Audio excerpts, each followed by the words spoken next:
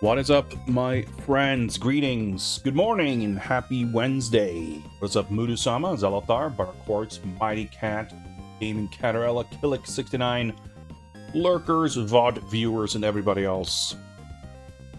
Hello, hello, hello. Hydrate.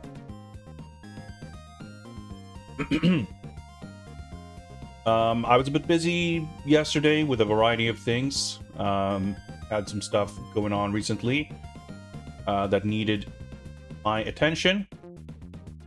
Today, we're back, and I'm itching for more video gaming.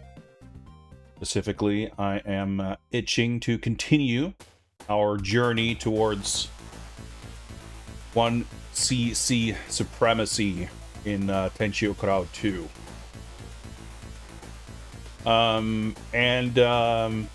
Yeah, I don't know. I'm not looking for an extended preamble today. I just want to get right into it. I do, however, have one thing that I need to wrap that I just kind of realized. I do want to try to pick back up kind of my note-taking, which I've been a little floppy with on recent streams. I don't typically do a lot of note-taking during streams, but I've been doing the past however long as we've been doing these research streams, playing a bunch of stuff, and then I kind of spend the rest of the day just going over everything and writing notes and everything. But specifically, as we have gone into the 1cc practice/attempts phase here, I legitimately have zero written notes on anything to do with strategy. You know, Tenchi Kurau 2, part of why we're doing it is that it is a relatively simple game. It's a pretty straightforward game. It doesn't have a lot of tricky situations or bosses that require highly bespoke cheese strats or anything like that, which is otherwise, you know, how a lot of these games work.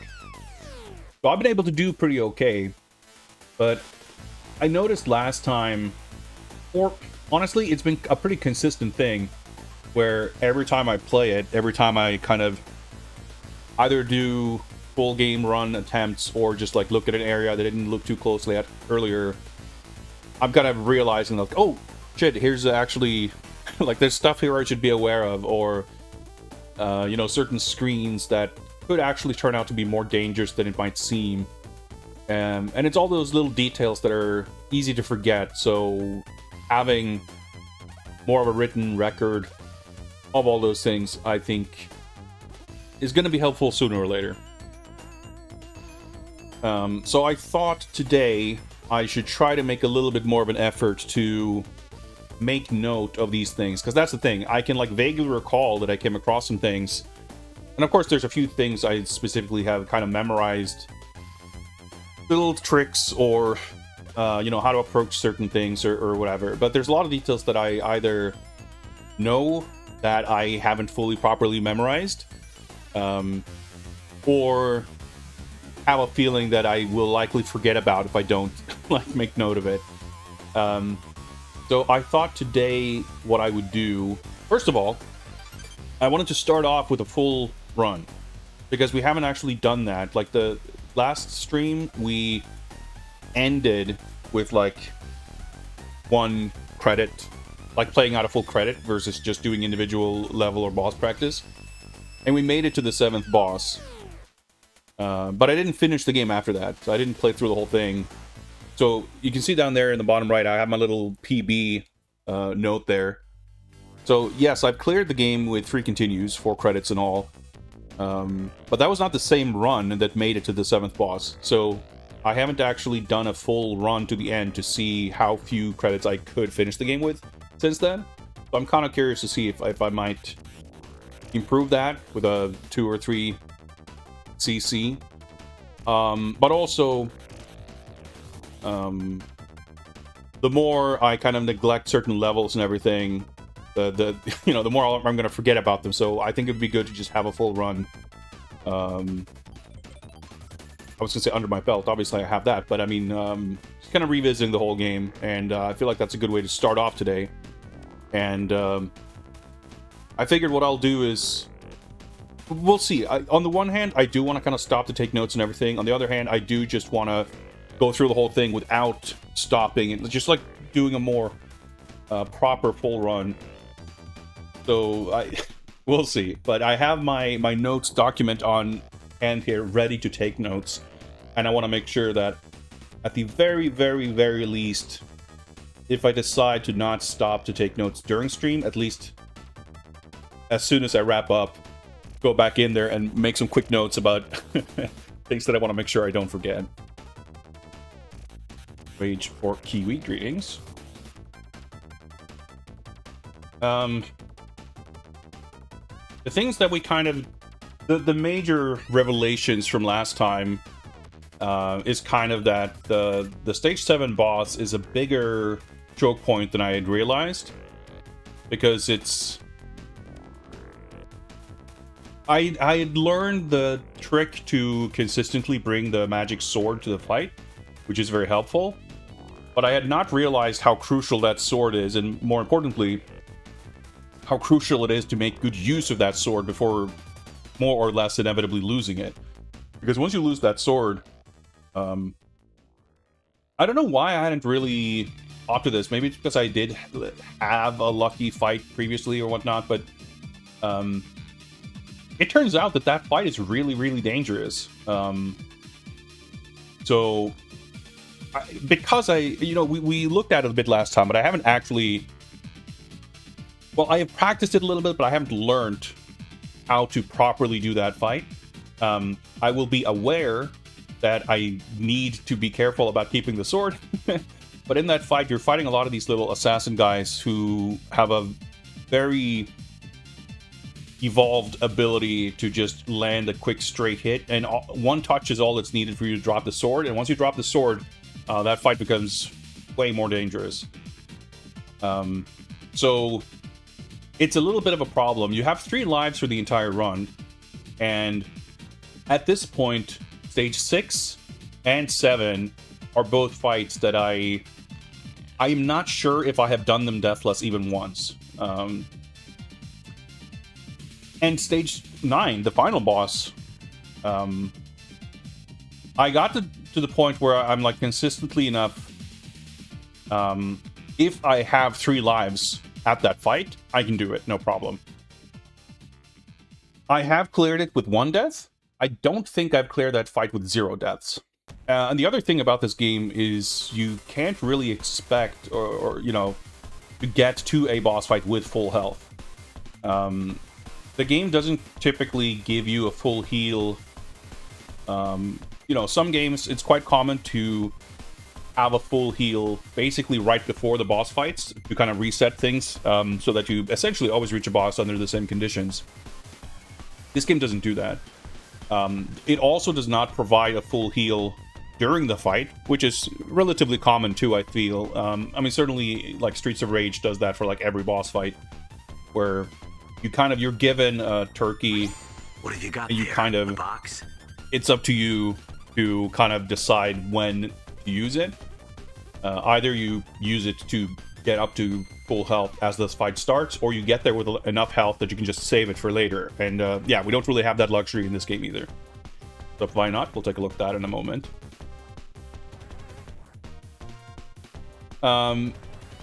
So there's a big element of, I don't want to say luck, but the conditions in which you arrive at a boss fight can make a big difference. So because heals in Tenchi 2 are plentiful but not generous, there are literally no food items that give full health. The largest healing you can get is 90% recovery, which obviously in most cases will bring you up to full health, but technically it's not a full heal. But most of the time you get pretty small amounts of health back. So you're likely to arrive at a boss fight with less than full health, and in some cases pretty low health, and at that point, needless to say, getting through a fight with 0 deaths becomes even more difficult. So I would say provided that I perform to, let's call it, my personal kind of standards of like satisfaction, I should be able to reach, like if I do well, I should be able to reach the 6th boss without having died. But I will presumably take a death to the 6th boss. I will presumably take a death to the 7th boss. And let's say if I perform to, like, the best of my ability, or you know, on par with about the best that I've done, I could conceivably get through level 8 Deathless also, and then I'd probably game over on the final boss. So, where my knowledge and skills are at currently, they're not really sufficient to get the 1cc unless I have some kind of astronomical luck. But those are the real kind of pain points. However, you know, I can take deaths at all kinds of random places just because I'm sloppy or I'm unlucky or there's something I didn't realize yet. Not to mention, a full run is different from individual level or boss practice because you have the built-up kind of pressure of the whole run up until that point. You know, the final boss is always going to be the most difficult at the end of a full run, as opposed to, you know, just practicing the boss individually. So it's important to do like full run attempts as well, and kind of be aware that even if you have the skill and knowledge to do things perfectly, actually executing in the context of a proper run attempt is kind of its own skill that needs practicing. So I wouldn't say we're on the cusp of getting the 1cc, but we are making pretty solid progress. And I think every session that I've done, offline or online, I've learned new things, and I've picked up on stuff that will be helpful. So I don't have a specific goal for today, but I do want to do one full run to see if, and even then, I consider it more of a warm-up, so I won't be upset if I do worse than my PB. But just kind of a, you know, barometer check to see where we're at, and from there, kind of look maybe a bit closer at what I want to practice. And like I said, the Stage 6 boss and Stage 7 boss are kind of the big problems. There are fights that I don't really know fully how to approach. Like, I need more... Some of the other fights I just kind of need to execute, but for those fights I feel like there's a missing piece of the puzzle that I need to have figured out before I know what I need to execute in order to consistently get those Deathless. So those are probably where I would want to practice a bit more after the full run. And hopefully, maybe we can bookend the stream with like full runs. The game isn't super duper short, so it takes probably 40-45 minutes or something. Well, assuming I reach the end, which I won't do maybe on one credit, but if we do a full run, obviously that's what we're going to do. But we'll see. In any case, that's kind of where we're at. So I think for this first warm-up run, I will, for the sake of simulating a proper attempt, I'll refrain from stopping to take notes, but maybe we'll do a quick pass on some notes after that. We'll see. I'll figure it out. But before we get to that, we have a box art review request, so let me get that ready.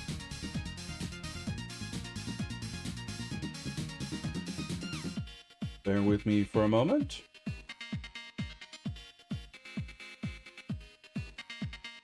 Likely, and let's hop on over here.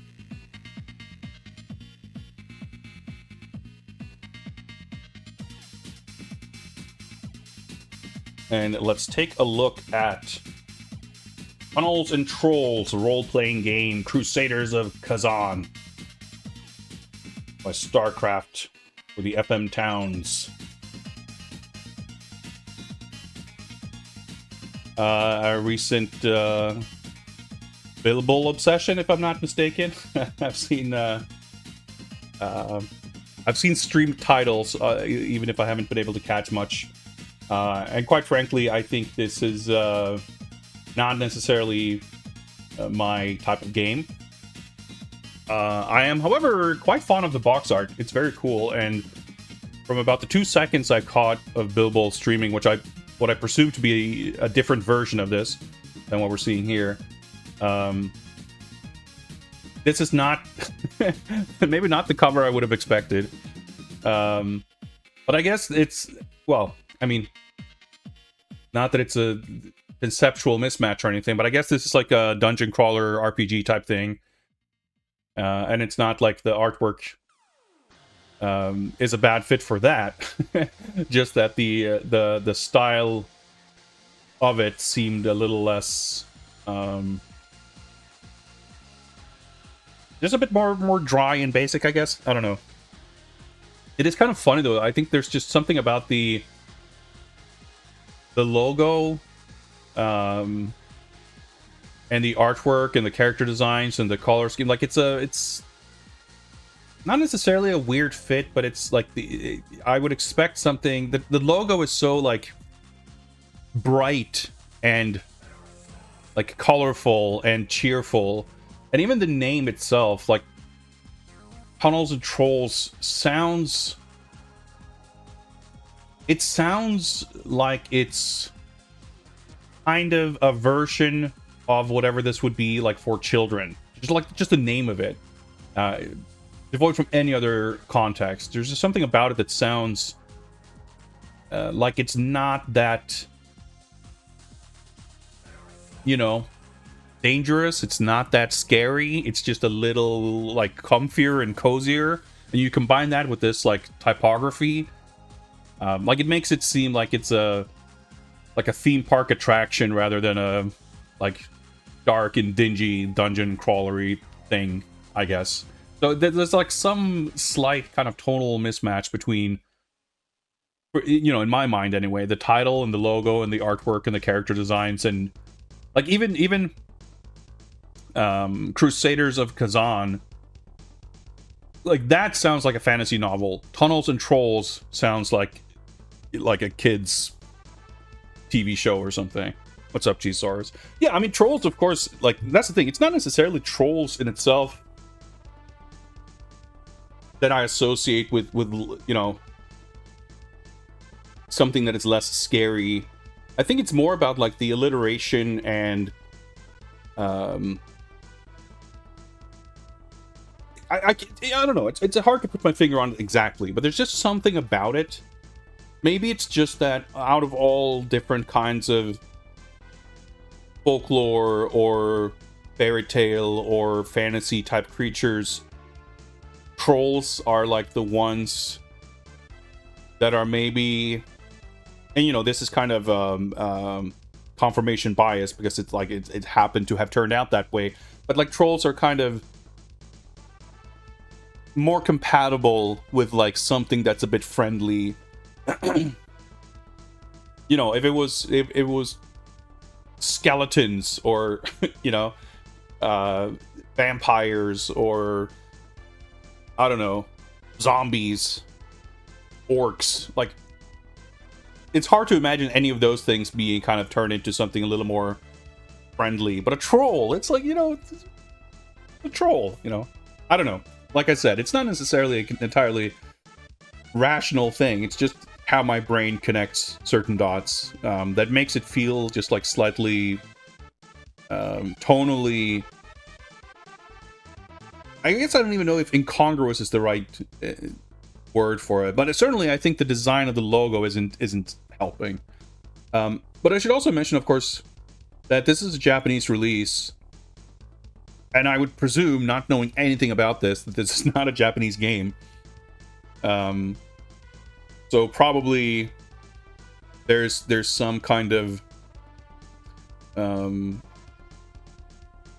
not you know, mistranslation or anything, but like I think the interpretation of the art, the interpretation of the logo design and the title and the character design, like all these different components, it makes sense that there might be some very slight kind of disconnect or incongruity in it, simply on account of it probably not coming from one kind of vision, you know, one singular creative genesis. But I digress. Divorced from that whole element, I think the artwork's awesome. All right, have a good day, G-Sars. I'll see you around.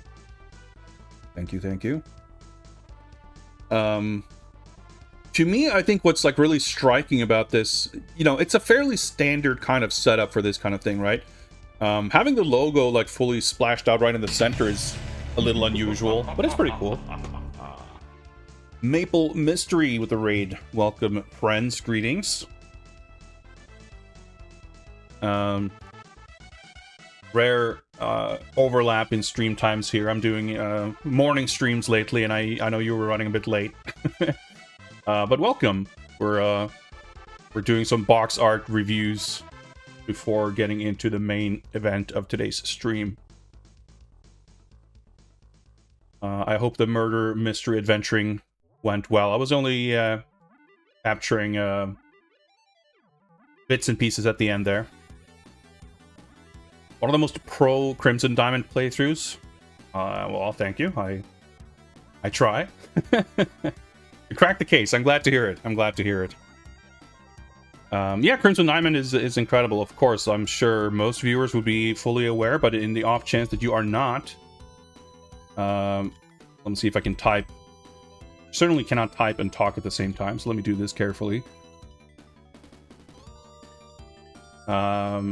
A_Maple Mystery, creator of the Crimson Diamond, which is a highly, highly excellent adventure game that I would recommend to anyone. And I would recommend certainly people in a more Canada-friendly time zone to follow and watch Julia's streams, which are cool. I don't get to catch much of them live, unfortunately, but that's how it goes. Anyway, congrats on case closed. Looking forward to more detective mystery adventuring in the future. Anywho, Tunnels and Trolls, Crusaders of Kazan. I was about to say, aside from the fact that the title being placed right in the center, being like very striking, I think the obvious kind of noteworthy thing is this woman, creature, monster, whatever she is. Like, it's a pretty unusual kind of character to be in this kind of position. Like, it's not unusual to have a couple of adventurers down in the center, and then you have like a big monster or a creature or a dark lord of some kind. But I think, like, this is a very striking design. Like, she's not a big... I mean, she's not a troll, I'm guessing. She's not a big, you know, minotaur or whatever else we've seen on these kinds of covers. But she's clearly not human, right? She's gigantic. She's got these big wings. She's got this demonic scepter. She's got claws, I guess. I don't know. At the very least, long fingernails. She's got a very striking facial expression. I think she's awesome. She's really cool. And I think the whole... I don't know. It gives it a really interesting tone of...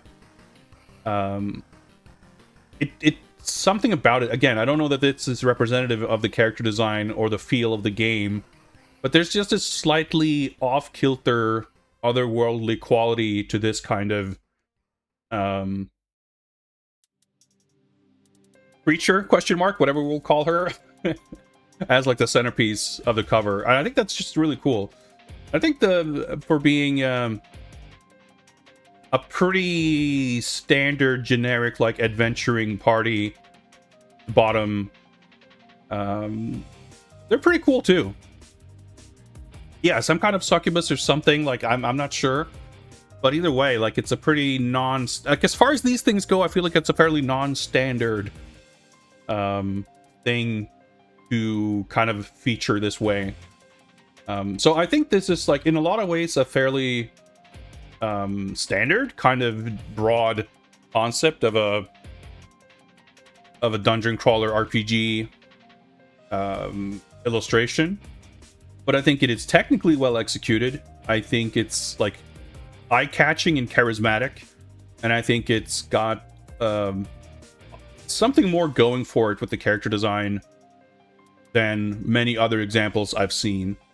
I don't know. I think it's well trodden ground, but it's executed in an eye-catching and appealing way. This is the kind of thing that I would look at, and I would look at the back of the box, and I will see what kind of game it is, and I'd be a little bummed that it's like, this is so cool. I would like to play something that evokes this feeling, but isn't a dungeon crawler RPG, because that's not really something I'm super into. But I think it passes the poster test too. Like it's very just appealing and cool to look at, and I think the illustration is strong on its own. That just like not having the title there to just have the full, like this could easily have been a cover to a novel or a choose your own adventure book or something else. It doesn't feel like the, you know, like I said, the title is so, I don't know, the illustration doesn't feel specific to what this even is. I just enjoy that for what it is separately. But as it stands, I think the title being so kind of right front and center, and like it's funny how it's obviously it's like covering part of the illustration, but I think it works because it like her intense stare and the way she's kind of looming over the entire room is kind of, I don't want to say helped by the title logo being in the middle, but it doesn't get in the way of that component sort of the composition. I think this is really, really awesome. I like this a lot, and I think it's mostly technically competent. There's like certainly some aspects of lighting and anatomy and stuff that's like a little bit weird, but it's not nearly inept enough to you know, to overshadow the fact that the overall vibe and everything is really sick. So for me, this is I'm gonna say 5 stars. This is really sick. I really like this. He has FM Towns at home. That's pretty sick. Yeah, I'm not super familiar with the FM Towns. I've played yeah, the FM Towns is not a console, it's a computer. But there is the FM Towns Marty, which is like a consoleized, it's like the FM Towns equivalent of an Apple II GS or Amiga CD32 or something like that, as I understand it. But yeah, I'm not super well versed in Japanese computers, but I have. We played the FM Towns version of Prince of Persia. That's about my extent of experience with it. But anyway, there you go. That's my review of the box art for Tunnels and Trolls Crusaders of Kazan. Hope you enjoyed that. I sure did. What have you got there? A box? Fucking Macaw 45, dude. Every time. Alright, give me a sec.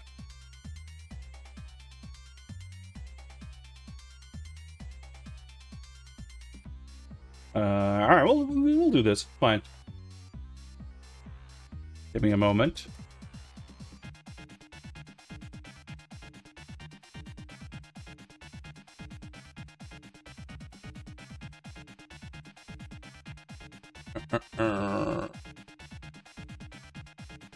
I guess we will also be taking a quick look at highly unreadable logo for Wondrous Magic. I am feeding to throw dudes into dudes. The most satisfying punch combo this side of the Three Kingdoms.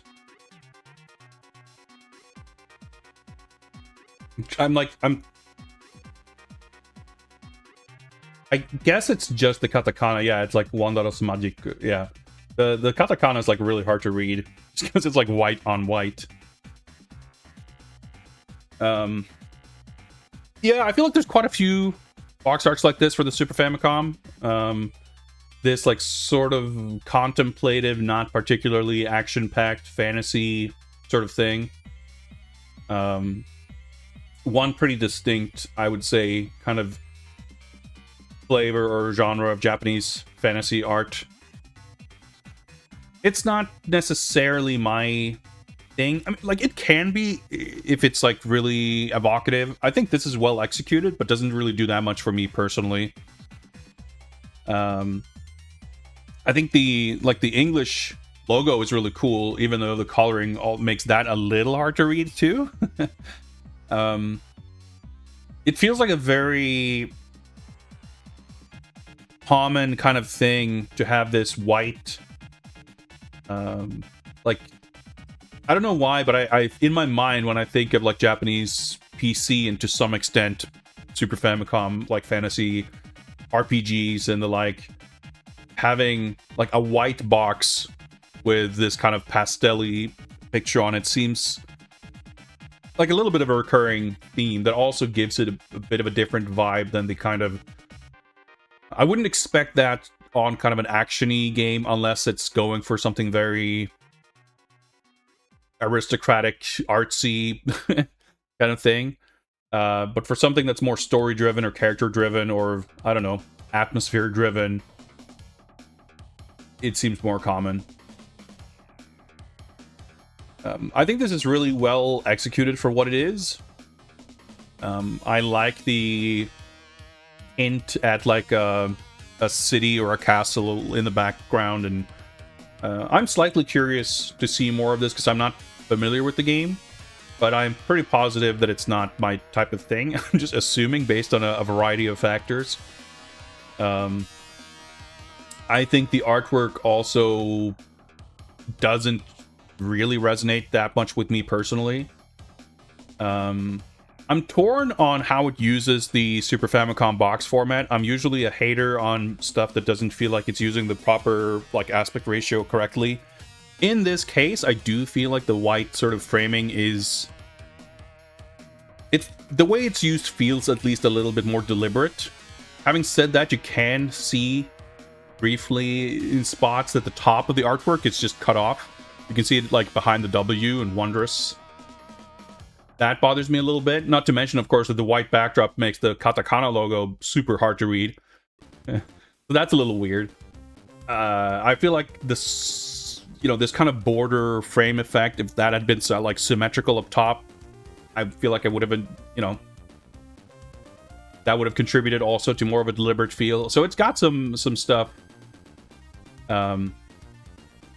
here and there that seems a little bit off. But it's, by the standards of Super Famicom boxes, those kinds of things are not too bad. I've seen a lot worse.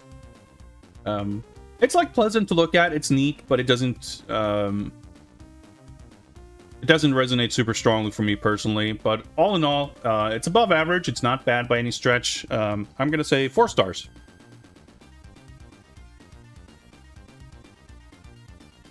All right, there you go.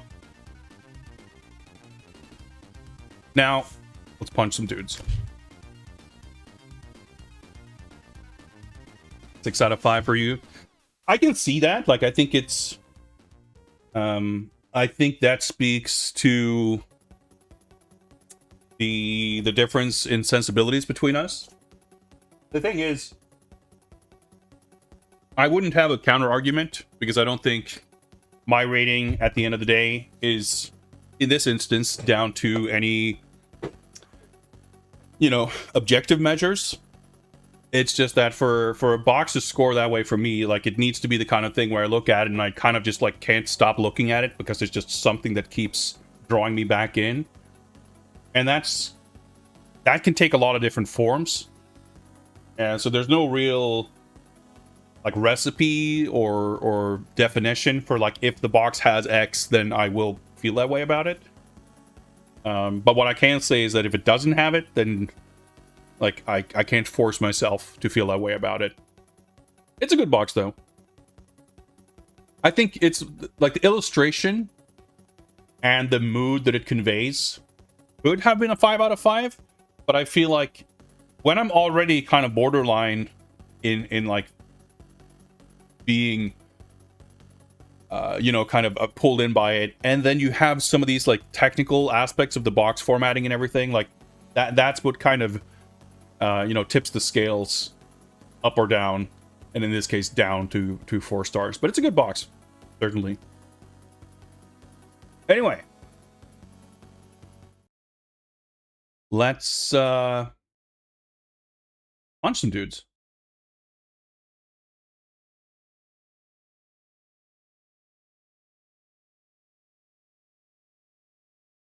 I guess since I have live split up there, we might as well try to remember to actually use that timer and just see how long we last, how long the run survives, how long it takes. We'll do a full run warm-up, and we'll see how many credits we use. And if we're lucky, if things go really well, maybe it's a PB and we get less than 3 continues to get through the whole thing, but likely not.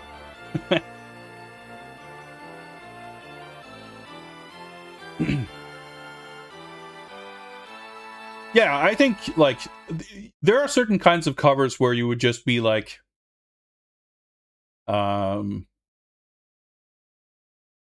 there, like, you couldn't argue for a lower score. But there are, you know, I think at the end of the day, almost, like, with few exceptions, anything that, like, exceeds the top scale of the rating is going to come down to that, like, personal emotional resonance.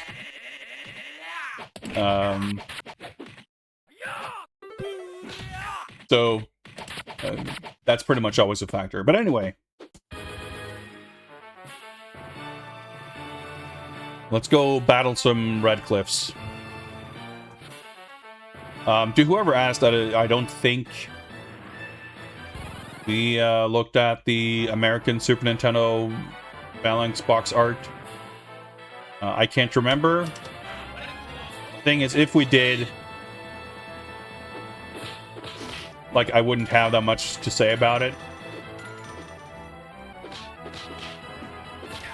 Or I wouldn't want to have much to say. I don't know. It's like, I feel like making fun of it is just a little trite at this point. That's like literally 20 years old internet humor.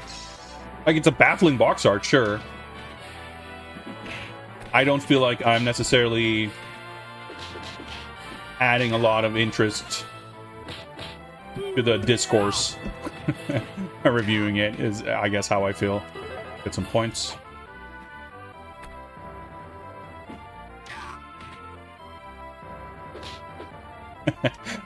Every time enemies run away, that makes me laugh. The thing about the Phalanx box, like, yes, it's baffling. But the kind of the real reason is because the Japanese art, and especially the PC version art, is like sick as fuck. Not, you know, less on the merit of Banjo Grandpa himself. But anyway, I'm like talking too much about it already.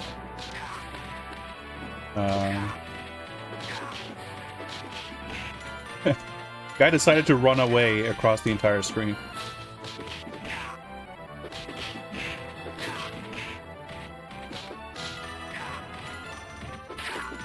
Being pretty sloppy taking damage here, but I want to say that there's another big heal. This is stage 1, typical Capcom arcade beat 'em up fashion. The game doesn't really start until stage 2 or 3. This guy has a very short health bar. And there's a bunch of food drops. Oh, I accidental special move, but that's fine.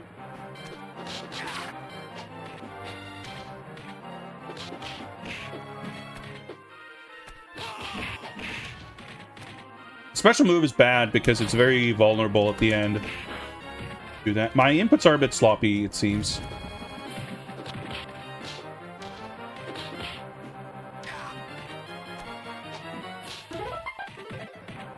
$100K.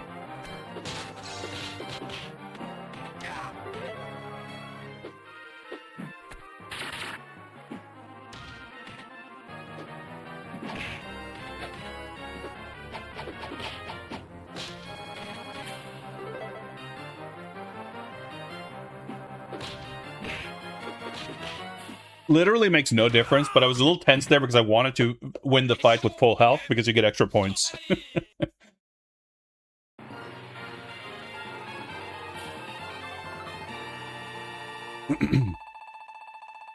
Yeah, for sure, Tiffany. At this point in history, you wouldn't be hiring professional voice actors, especially not to say 2 words and grunt. That's pretty common.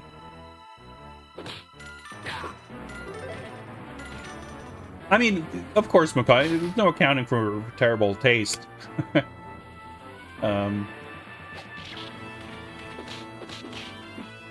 Although, even then, I wouldn't count. So that headbutt, the command is down plus jump. So if you're trying to navigate around the screen, I got some lucky iframes there from being suplexed. Oh, that was lucky.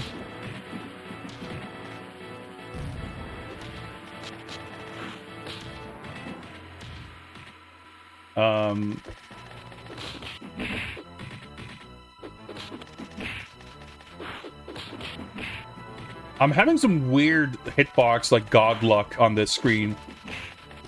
Can't believe I avoided getting hit on all those little things. Yep. We're due for something like that.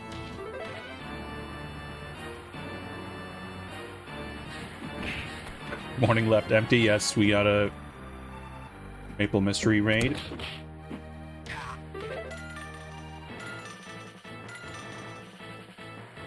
We were talking about Phalanx. The Zoom shoot 'em up.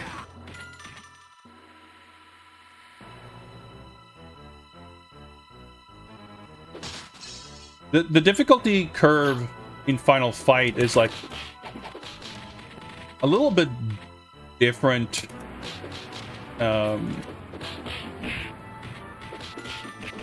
Because I think the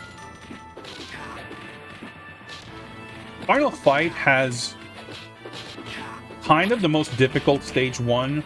I'm doing really badly here. I gotta tighten things up.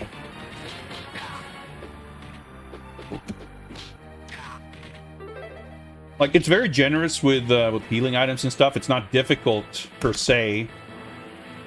But if you're a beginner, you don't know what you're doing.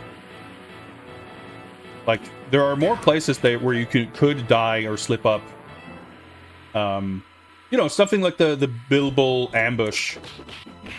Like, it's a pretty, like, compared to this game. Like, in this game, the entirety of stage 1 is just exclusively the most basic enemy in the game. Pretty bad. And even the boss. Oh my god, no heals. Oh, so these guys drop items, and they can, like, either drop heals or score. As far as I'm aware, it's, like, pretty much random. We could still get a little bit of healing. Yep, good.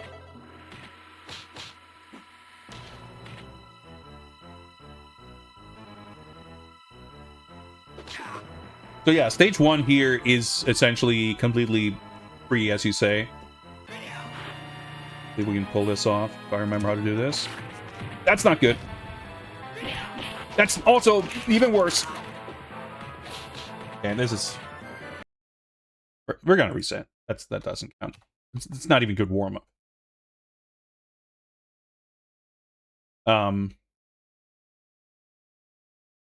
You know, you say you can die to damned if you're a beginner. I basically cannot consistently deathless stage 1 in Final Fight. It's, like, common for me to take a death against damned. I haven't done a lot of serious practice, granted. But when I jump into this game, or AVP, or The Punisher, or like almost any other Capcom beat 'em up, I would expect to do stage 1 deathless.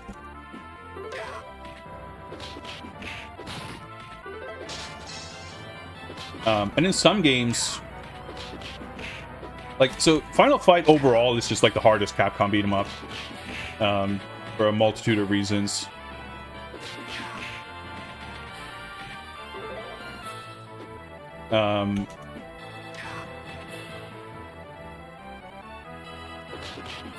It has like the hardest bosses. It has relatively long stages.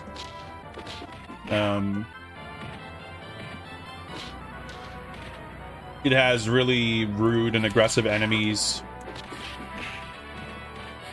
But, you know, as far as the difficulty spike goes, like, level 2 is pretty rough. It's pretty long for, like, an early stage. Like, Final Fight, like most Capcom beat-em-ups, basically, the stages get longer as you go. The final stage is by far the longest.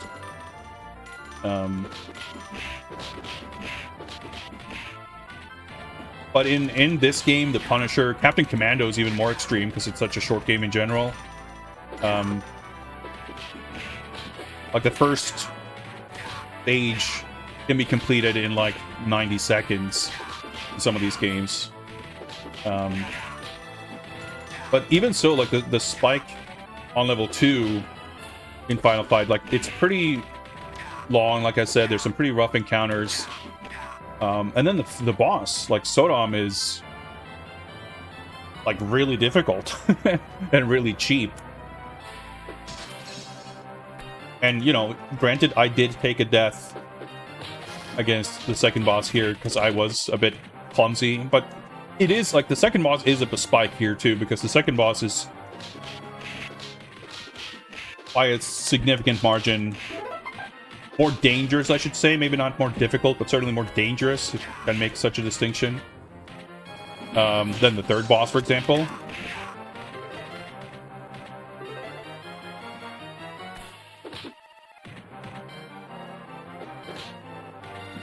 Oink.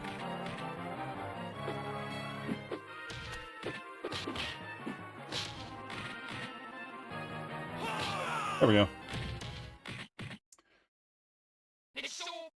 So it is, I think it's a very deliberate thing that stage 2 has a little bit of a spike. And this game, I think really because of the boss, more than anything, it is more tangible than the Punisher, for example. Stage 2 is pretty simple in that game too, and the stage 2 boss is, I think, the only boss in that game that doesn't have a bunch of minions. Like a little bit weird, the Guardroid boss. Like weird in terms of the mechanics of that enemy character is a bit different from most of the rest of the game. But if you play carefully, like, it's not a difficult fight by any means.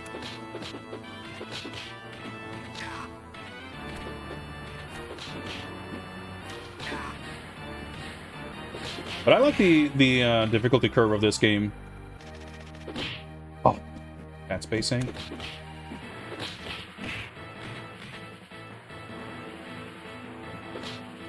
Ah, you should have just walked straight up.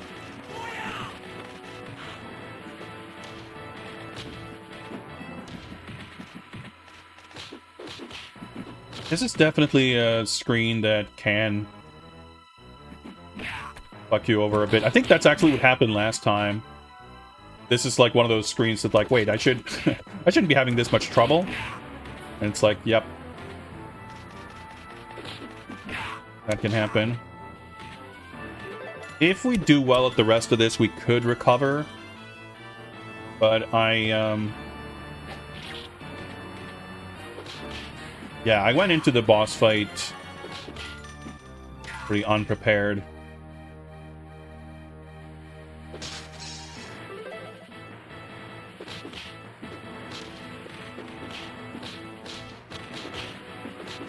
The archers and these guys, are obviously the real problem. Okay, good luck you there. Ironically, the archer's melee attack is like the actual real threat, not their arrows.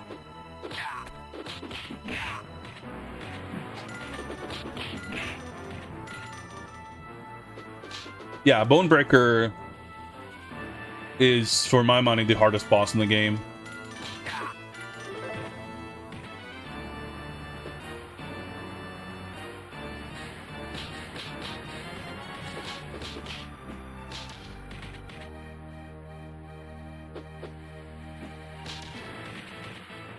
Really the only two spots that I had to actually practice in the Punisher before I could get the 1cc is Bonebreaker, the stage 3 boss, and Guardroid 2, the stage 5 boss. One more wave, right? So when I walk past that barrel, that's what's going to trigger the boss to spawn. And that can happen while these guys are still on screen. So that's why I'm being a little careful to get rid of them before the fight starts.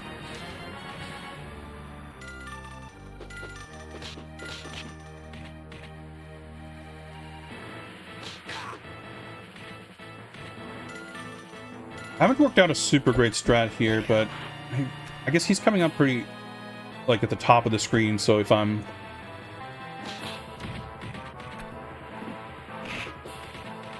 bottom, that gives me a bit more room. He's gonna get on the horse. Because that screen scrolled just that tiny little amount.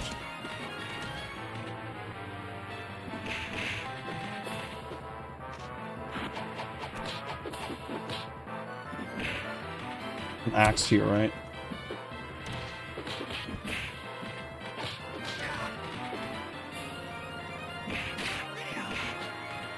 Really bad.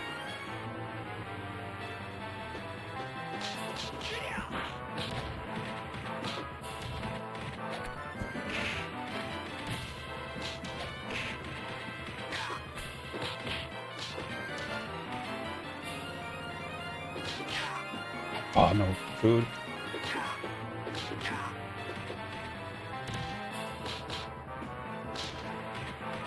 Give enough time, the horse will just leave. Probably happen now.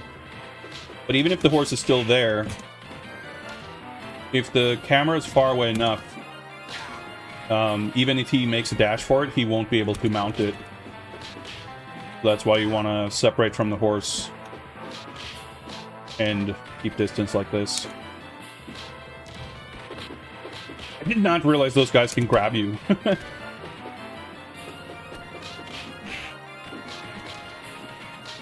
It's sort of getting a bit sloppy there.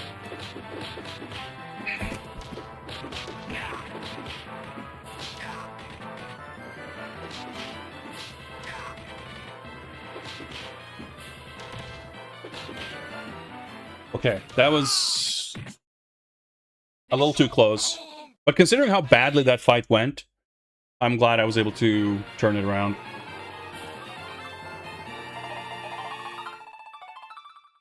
Here's the extend.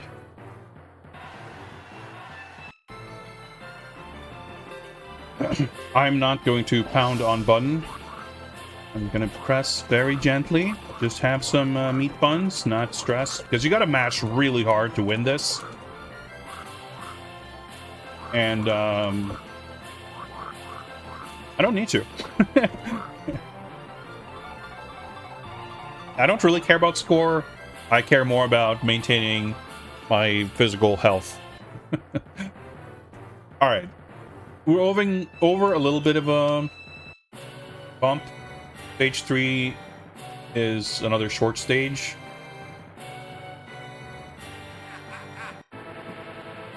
And the boss should, knock on wood, not give us too much trouble. Alright, this is the introduction of the assassins.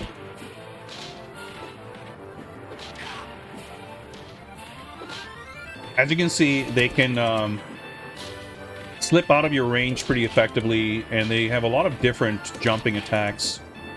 So a lot of enemies in this game actually can jump.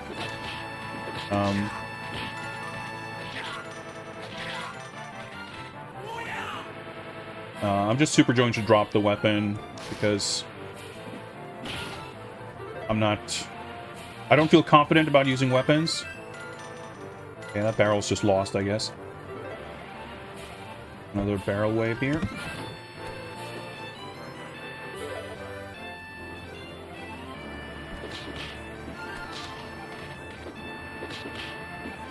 So I'd rather kind of forgo using weapons and trust that my regular attack is more predictable. And as it happens, Guan Yu's got amazing range on his punches anyway.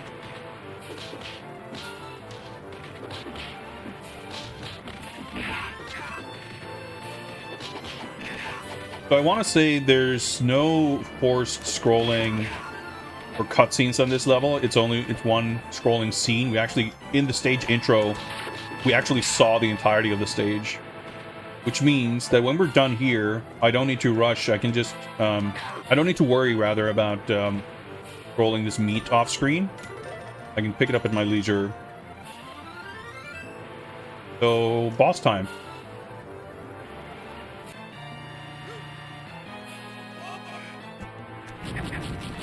Okay. Alright, okay, got a hit. That actually does a chunk of damage. The first, like, 10 times I played this, I didn't even use the torch because I thought it was a weapon. But it's not. I don't know if you want to save it to, like, use at a more,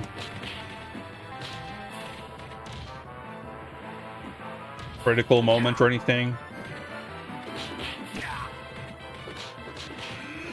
But it's, I don't know, I'm not too concerned. Wow, he actually jumped over dude I threw. Which is funny, because Guan Yu actually tosses enemies pretty high up in the air. Relative to other characters, at least.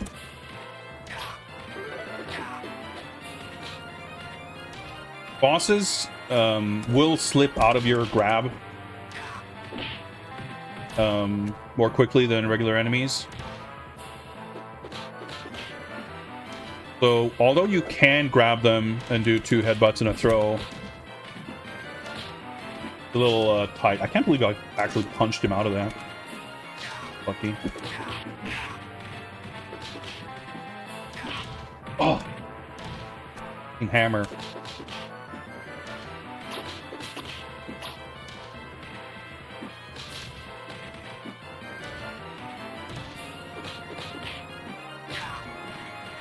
Food. Okay. I don't really know how the lucky. I know that food drops are to some degree randomized, but I don't know how it works. I don't know if food is more likely to drop if you're on low health, for example. That was really bad. Okay, I gotta be a bit clutch here.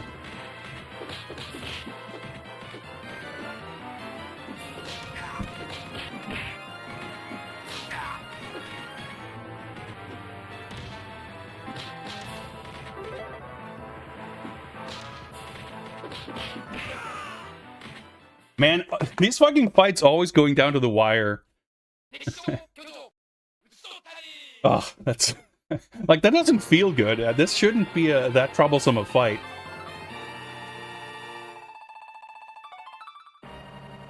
Oh, that's right. I keep forgetting.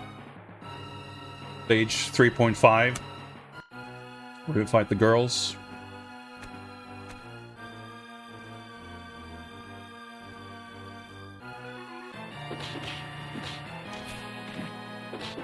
My finger slipped. Worked out. Yeah, these guys can, like, jump, they can roll.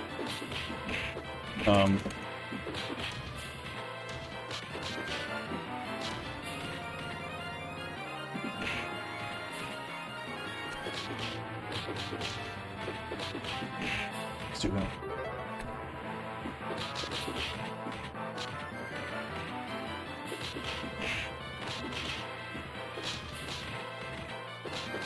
At least the enemy waves don't like respawn or anything here. Once you get rid of them, it's down to these ladies.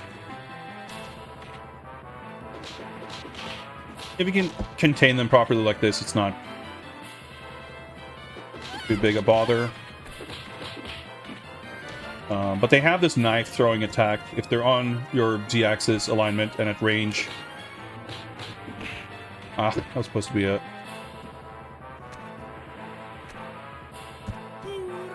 one of these. They can throw knives, and they throw like 4 of them or something, so it's a pretty... it can be a pretty nasty situation that's hard to avoid if you get knocked down or otherwise kind of locked into position. They don't typically do it, or at least it's not really a danger for them to just do it out of nowhere. It's more that you find yourself locked down and you're like standing up into a barrage of thrown knives. Right, not the cleanest start, but yeah. Got some room to recover here.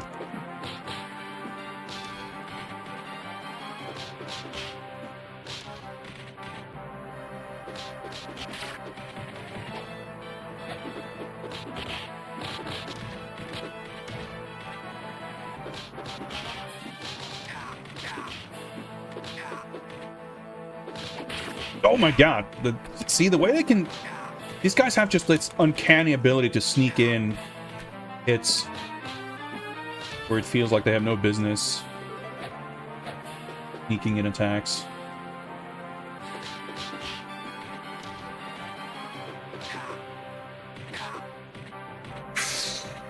Not great.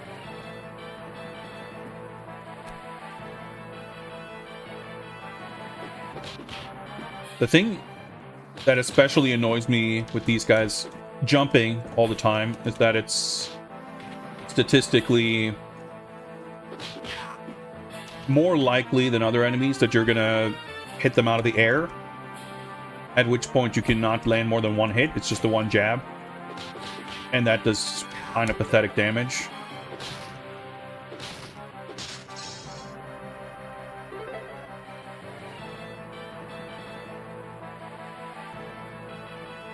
Again, what's coming up here? Barbarians, I want to say. These guys. Well, upright, I guess.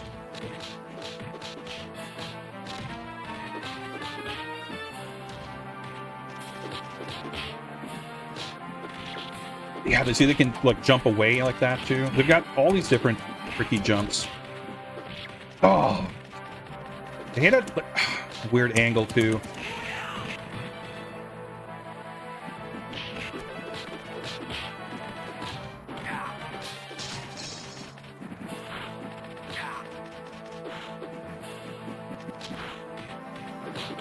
Really ugly fight. I think when they do that flying headbutt, it's like weirdly difficult to deal with.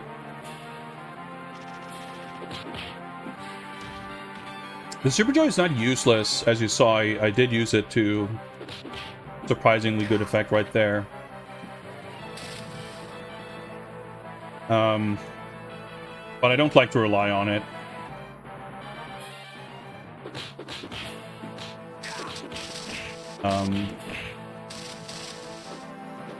The balance between kind of the usefulness of Super Joy versus anything else in your repertoire shifts quite a bit between different Capcom games. Basically, the Super Joy is like never as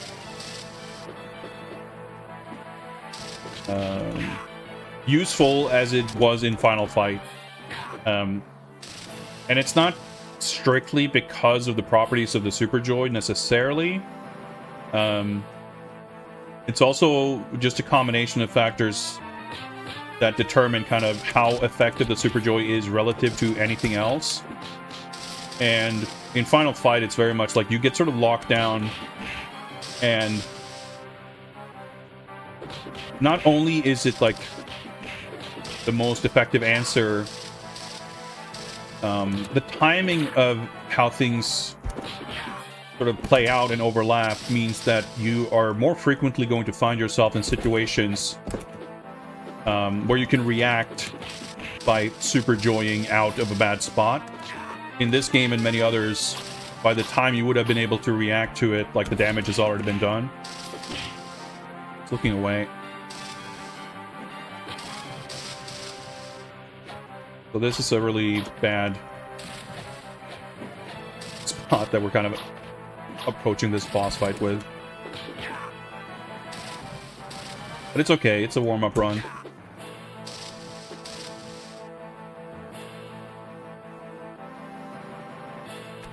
So yeah, like how much health you lose from it, how effective it is, and how vulnerable you are at the end of it. Like there's a lot of different factors.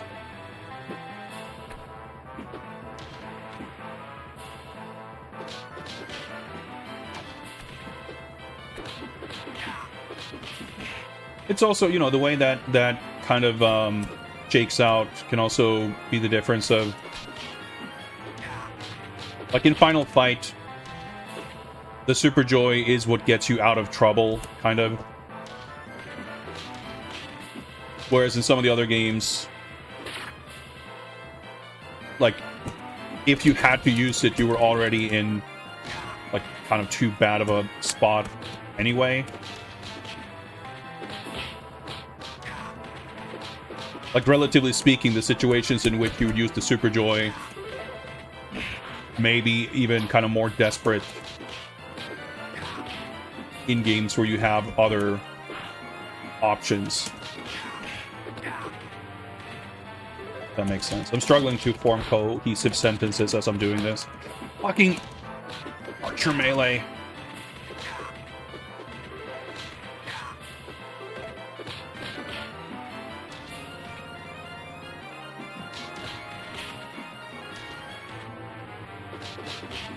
There's some of these like pretty disruptive foreground objects in some of the boss fights in this.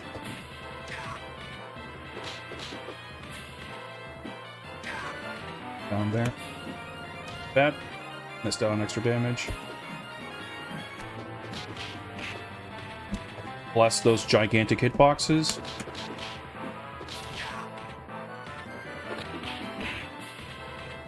Okay, got this a little bit more under control here.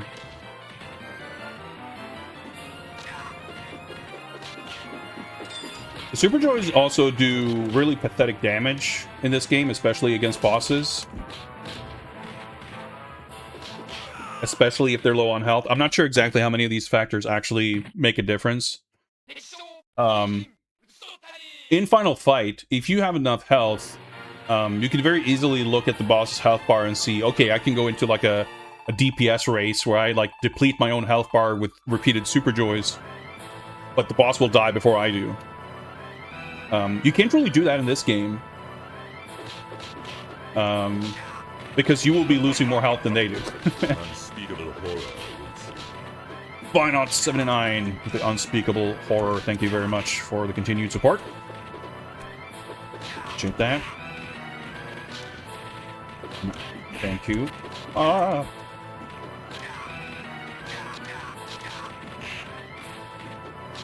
With a check mark, congrats. I will attempt to wield it responsibly.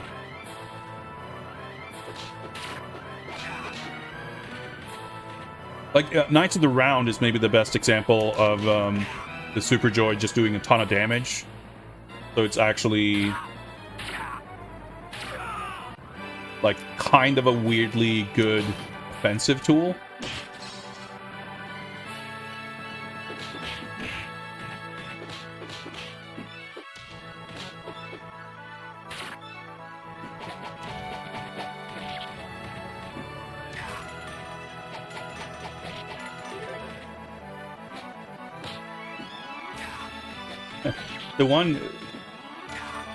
straight up practical use that Super Joy has in this game is that you can use it to drop weapons. Super Joy doesn't drain any health if it doesn't hit anything. See here, it's like just so pathetic damage that the weapon just makes it more time consuming to kill these guys.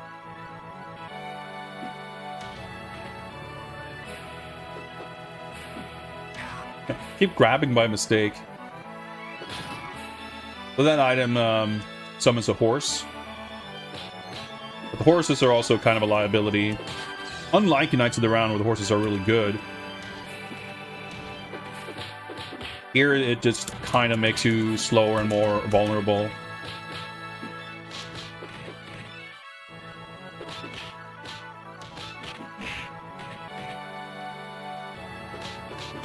I kind of forget if I need to grab that meat before it auto-scrolls off screen or anything. We'll see. Luckily, if I do miss it, at this point, at least, I'm not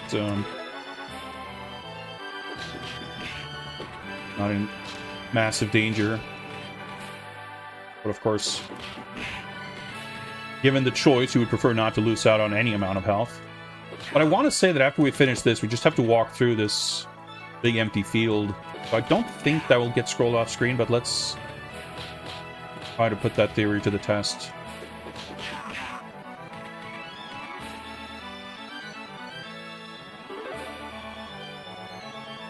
Yeah.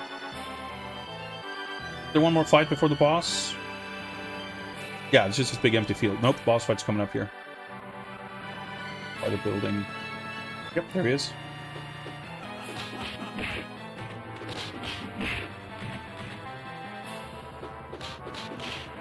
This guy's main sort of threat is that his spear gives him really long range, and he's often, just kind of by nature of knockdowns and scrolling, he's often off screen, or otherwise sort of in a position where, like that, he can threaten you at range before you can really see him. So you gotta be doing a better job than I am right now with lane shifting.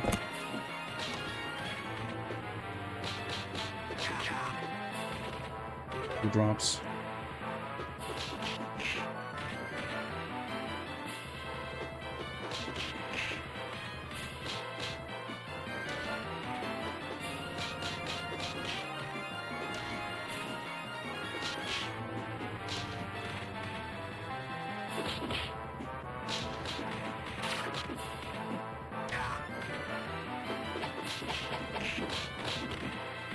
Very lucky that I didn't die there, but I'm probably gonna take a death.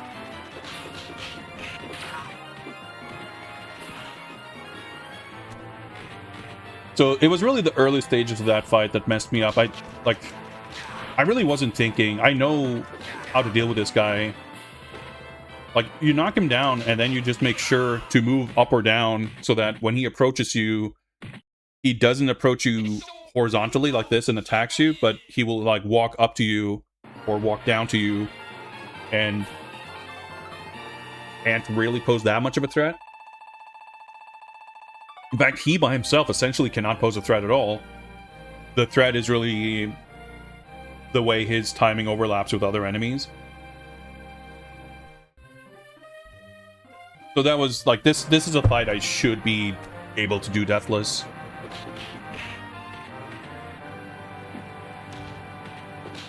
But the thing is, aside from the fact that this is like just warm up, I wouldn't consider the run dead. Like, this is bad. Don't get me wrong. But if by some miracle I do the stage 6 boss fight really well and don't die, then all of a sudden we're back on track. Because I would have expected to have taken a death by the time I get to stage 7 anyway. At least, you know, maybe not in terms of actually completing the 1cc, but at least performing to my current sort of standards of ability.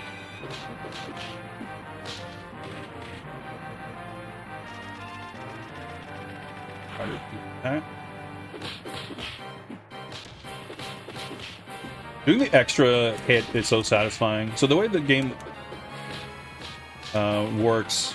There's a bunch of mechanics in place. I should have thrown. Could have done that. Ah! There's a bunch of mechanics in place, basically, to prevent, like, Final Fight style infinites.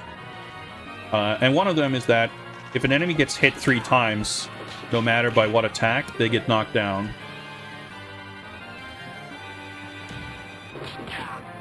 And every character's combo string is 3 hits. So you can land the entire combo string, or you can do 3 jabs, or whatever. The lobster actually gives a shit ton of health, so I'll save that. But the screen transitions after this fight, so gotta be a little careful to actually not miss out on it.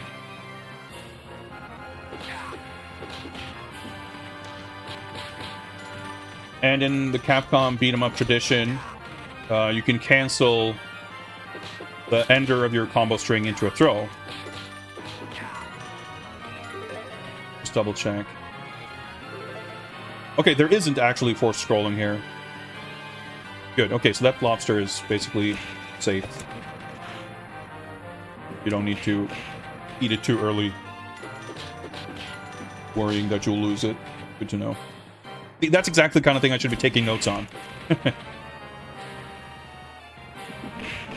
there's a bunch of food items that are like that, that you're kind of safe in saving for as long as you need them. But there are notable exceptions.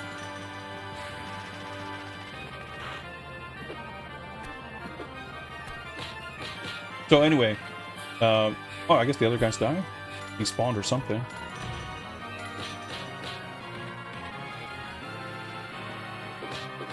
You see there, because I did that extra jab first, the kick whiffed because he got knocked down.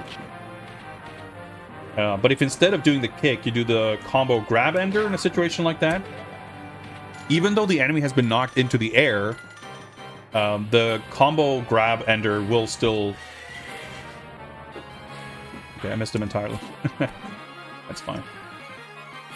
So you can get a magic sword during the boss fight if you hit Cao Cao. Like if you damage him, you get a late sword, and if you knock him out of the horse, get the exact specifics. I think if you knock him off the horse, you get a sword late in the fight, but if you kill him, or rather deplete his life bar, you get the sword at the beginning of the fight. And I don't know, it's possible that that sword's actually useful, but from my testing, it seems to do pretty pathetic damage, so it's not that useful. I'm not sure. Okay, so the one thing I want to keep in mind here... I also always think that the boss fight starts there, but there's like one more fight here, I guess. Archers? No? Yes?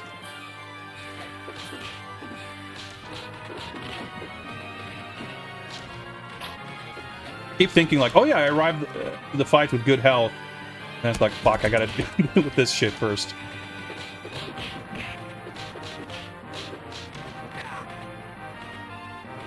Could get a lucky health drop or something here, I guess, but...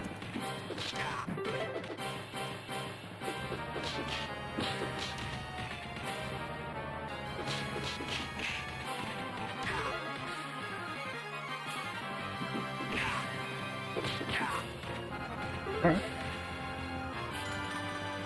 Okay, so the one thing that I want to try to remember here for this fight is the Black Barbarian is really going to cause problems. So let's try to get him out of the equation as quickly as possible.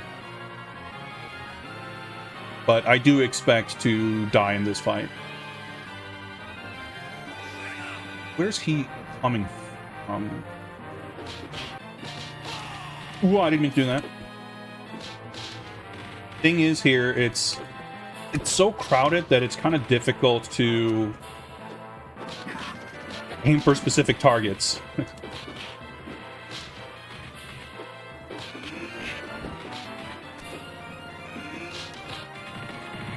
No.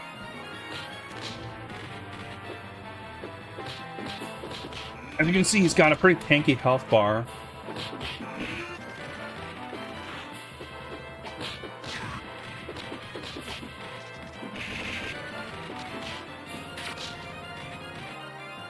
These guys are basically like head swaps of the stage 1 and stage 3 bosses, but with some extra spice.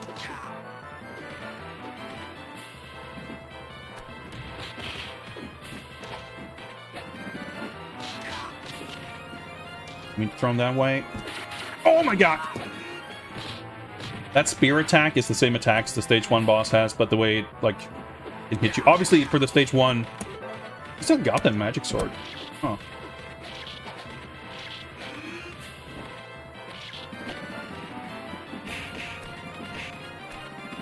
The fight's a lot easier once you get rid of the spear guy.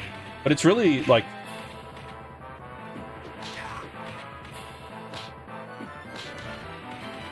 I don't know, it's... There's enough moving parts that it's, like, not trivial to kind of parse the overall situation. But legitimately, I think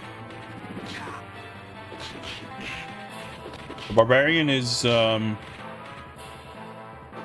like throws enough of a wrench into everything that even if he isn't the one to knock you down, like it can go both ways. Like trying to avoid the boss or other enemies makes the Barbarian bomb rush you, and trying to avoid him gives the boss opportunity to hit you instead, etc. Let's try not to game over here.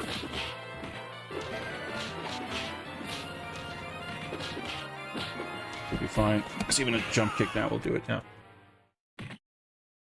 So this fight is just total chaos. Yeah, the geography of the fight makes it tricky too, because there's that little nook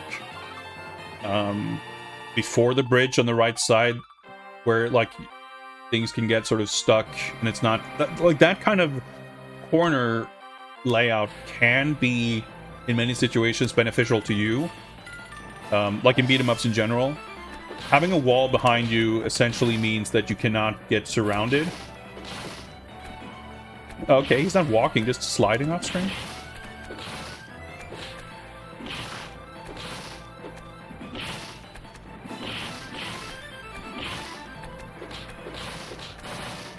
I was trying to position myself to not get a statue on my head, but didn't quite work out. This bonus stage is really difficult to do perfectly, which makes it feel annoying. But yeah, there's plenty of games where putting a wall behind you, preventing yourself from being surrounded, can kind of break the computer's patterns because they can no longer surround you. But I'm not very good at trying to find spots where you can abuse that kind of thing, so I'm not really aware of that being as a good thing in this game and in that fight in particular. But I do remember messing very slightly with that corner, and it seemed to be more of a liability than a benefit. Mighty Cat, thank you for 6 months Skull Club membership. Enjoy your brand new skull.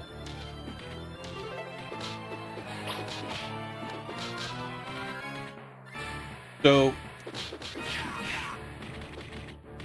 as I said before, a run that goes kind of ideally based on my current ability would have 1 extra life left at this point. We would have taken our first death where we just died, and should hopefully be able to get to this boss. The thing is, I haven't practiced this boss fight properly to really know how to do it. So I've done this stage deathless, or, you know, the boss, more importantly. I just don't have it consistent.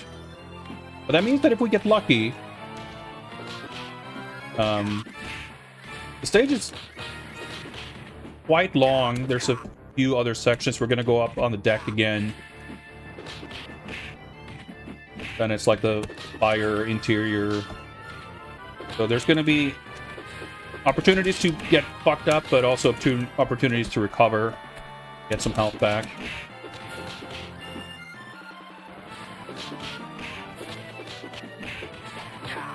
That found pretty luckily. There's food here that, well, okay, there's an item which can be food that I tend to miss. This stage has a bunch of food that I miss, because this stage, more than most, have like all these transitions.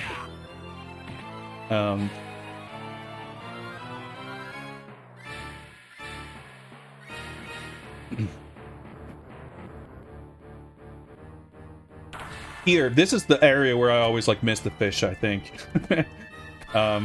Because just like the room we just did, you're not forced to like move the screen forward, but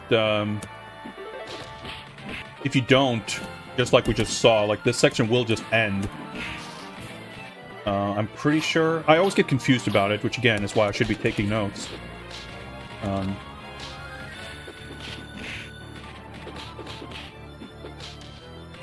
That fish isn't like a full heal or anything, so I think it would heal me fully at this point.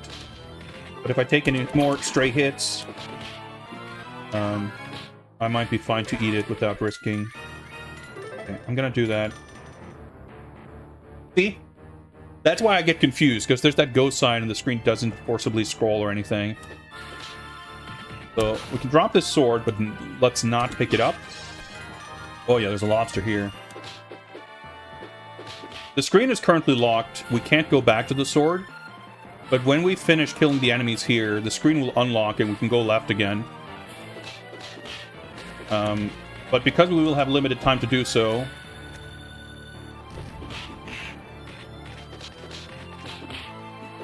I want to keep the fight on the left edge of the screen. So we're going to get the whole rainbow guild of barbarians here.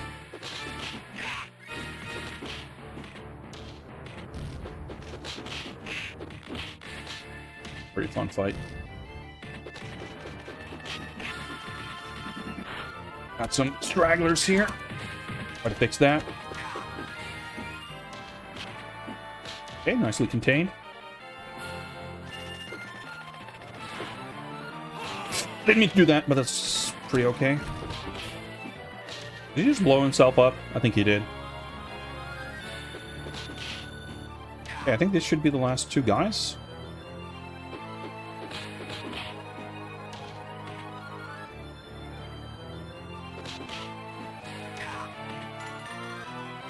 The sword, lobster.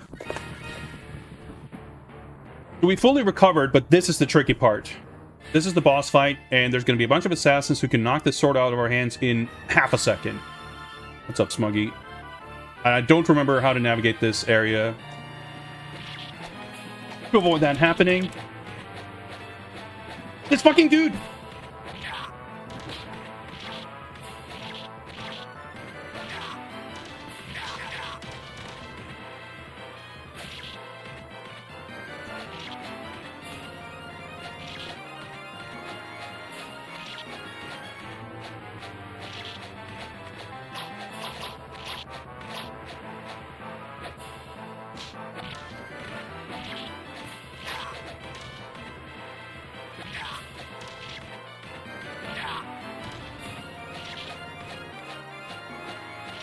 Okay.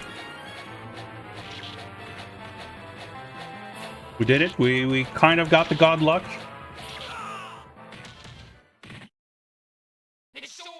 I can't believe how lucky I was that in the early fight. Because this fight, you know, goes to shit the moment you lose that sword. Or, you know, if you lose the sword while the assassins are on screen, if you can get rid of that wave and you only have to deal with the archers, it's doable. Of course, things can always go to shit, but it becomes a lot more manageable. So this is indeed a PB.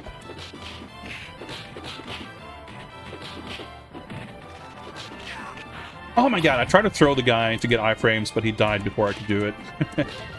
So because we didn't really practice stage 8 last time, I don't actually remember it that well, and we are, I would say, relatively likely to take some weird stray hits and take that first game over before you reach the boss. That's my prediction. But we are at least in a good spot to improve the completion PB.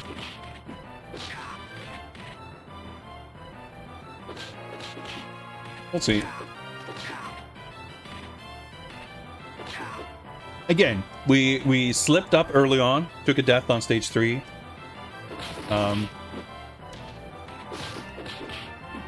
Or was it 4? Whatever. We took a death sooner than I would have wanted. But we made up for it with a clean.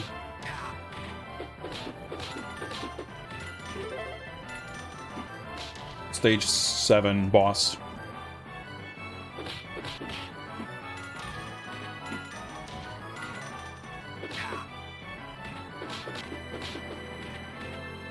This section is pretty rough. There's some of those girls later on. There will be a big food coming up soon.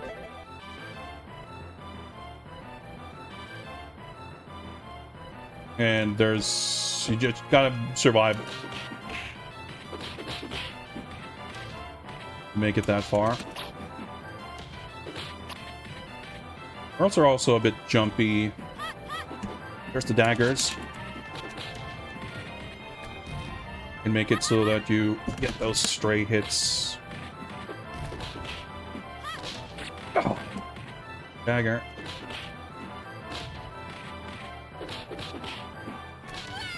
We're gone.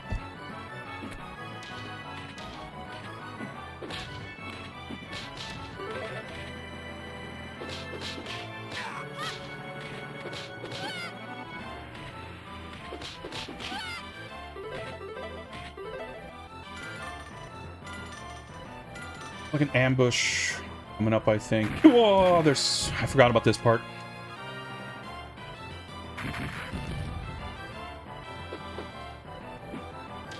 It's a second wave of falling rocks. Right before the boss, I think.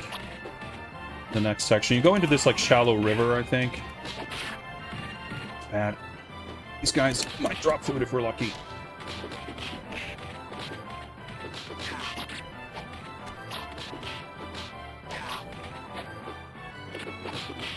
It's actually kind of a weird liability when you have these, like, weaker enemies in front. Because you might want to use them for combo throws. This whole part before the river. But if they die, like if you got 2 of these spearmen and an archer behind them, and you punch the spearmen, you go for a throw combo, and then they die on the second hit, so you don't get the throw. Then all of a sudden you can leave yourself open. Gotta be some... yeah, we can... We need a little bit of luck to survive this section, I would say. Foreground obstacle, not great. Guan Yu's punch has great range, but it's not that fast, which means that it's actually quite difficult to... like, bully enemies on their wake up with this character. I'm not sure if other characters are maybe more capable of doing it.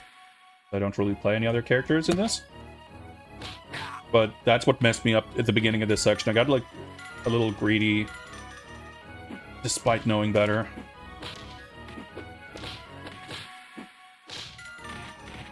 And try to just mash on their wake up.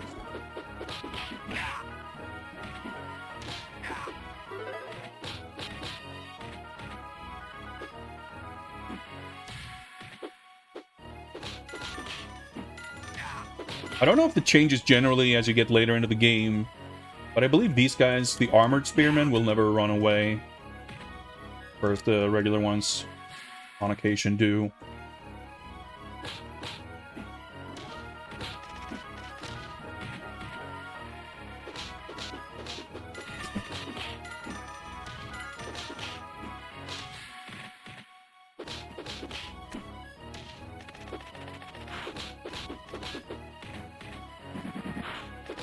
Oh!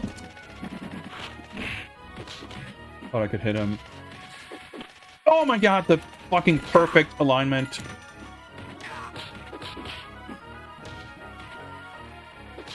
See, in situations like that, I can't necessarily just stick a jab on top of his hurt box as he wakes up. At least it's a little bit of a gamble. Okay. Nothing here. I was gonna say there's some kind of ambush here. Surviving is more important. Whoa! I thought I would be safe from more rocks if I stuck on the same plane. Alright, here's the full Barbarian Rainbow. I like this fight.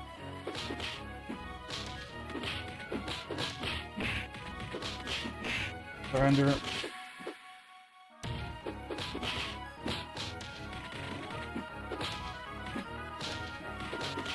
Grab. Yep. Okay.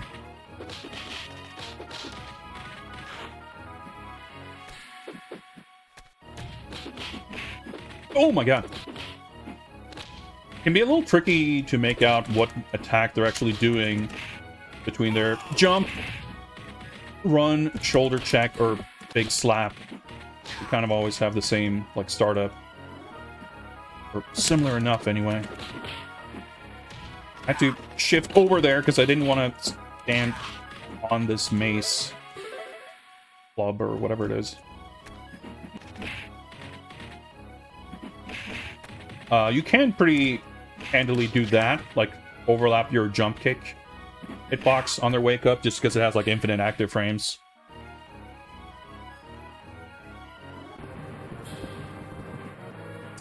Fucking cave! I always forget about the cave. Not the shallow river, because that's on the previous stage. That was supposed to be a super joy, then it was also supposed to be a super joy. I fucked up that just incredibly. Oh my god! Messed up my inputs really bad, so I kept holding diagonal, which will not trigger the combo throw.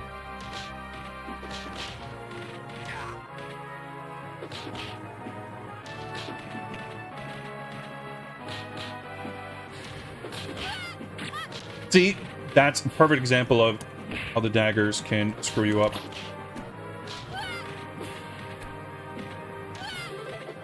Of course, no food drops.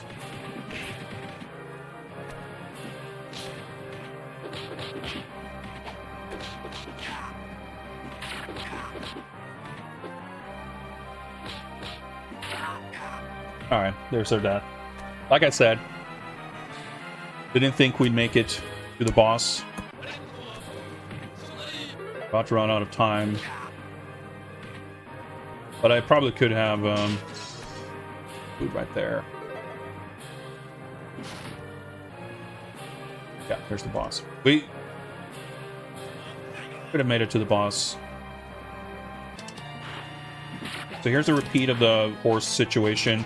But this guy's a lot worse because his weapon...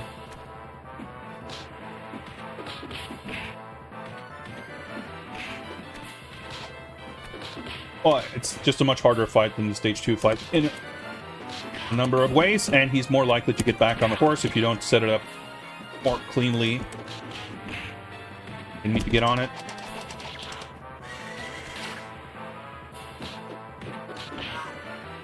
Another death. Death.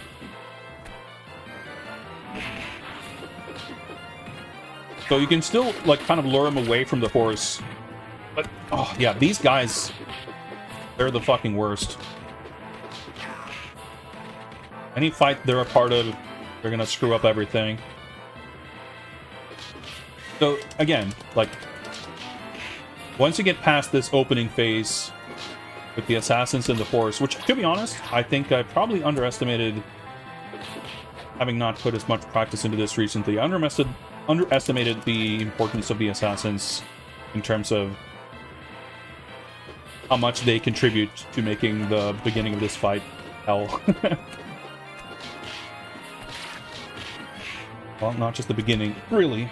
But with the horse out of the picture, like, not only is it less of a liability for him to be on the horse, the almost worst part of it is that when the horse is there, he has an ability, like he has a unique move where he just runs and like bomb rushes you to get on the horse, and he has like a run with an active hitbox basically,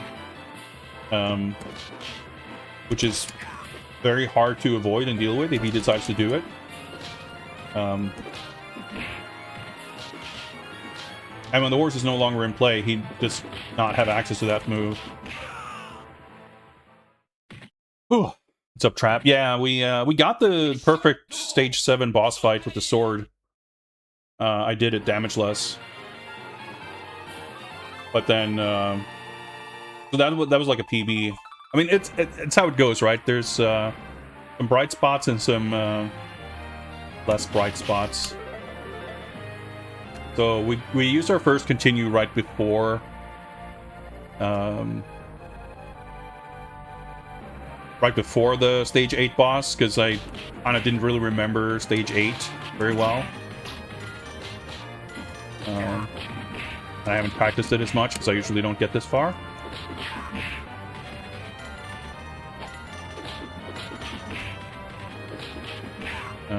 But now it's, yeah, stage 9 is like, first half at least of stage 9 is kind of relaxing. As we get the fucking Kusanagi sword. We don't get to keep it for very long, but once we...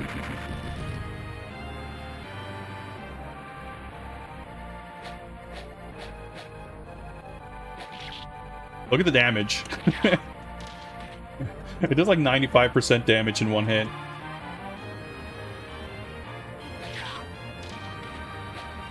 The thing is, after this section, there's food, and you lose the sword automatically, so it's not as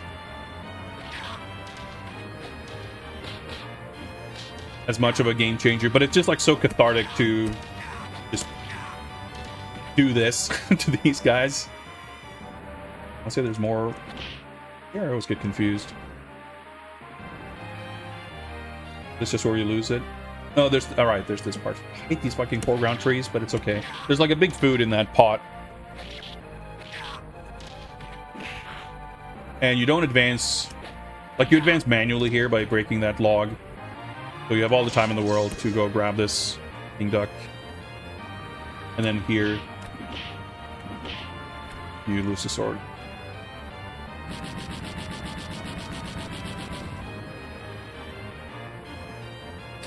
We gotta fight some barbarians in this narrow belt. But yeah, stage 9 is nice and kind of nice and relaxing after stage 7 and 8. A nice bit of pacing, I think.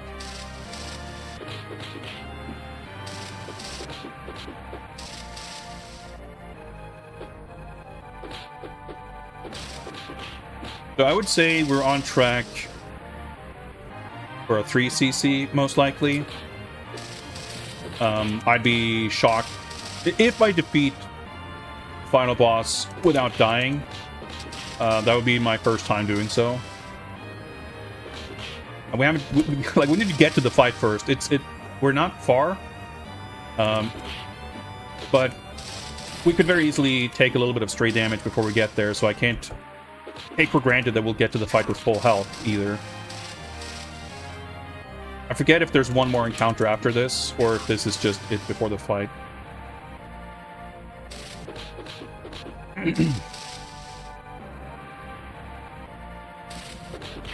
See, sometimes they jump and they bounce when they land, and sometimes they don't, I guess. Alright, here we go.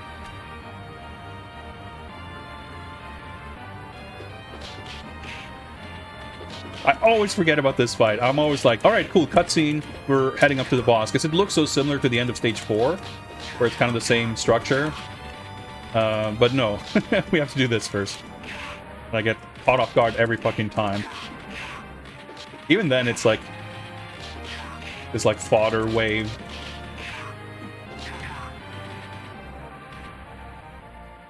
But, you know, you could take a stray hit there. Alright. Pursue Lubu. I want to go up first? I did practice this fight and had a little bit of a strat for the beginning of it, but of course I've forgotten all about it.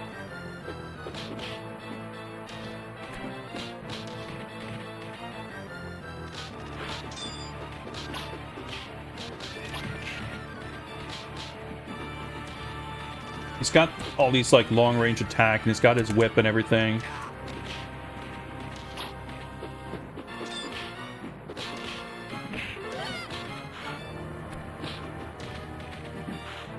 Like, he's got a lot of attacks that are kind of similar to stuff other bosses can do. That big horizontal somersault and the jumping sword attack and everything.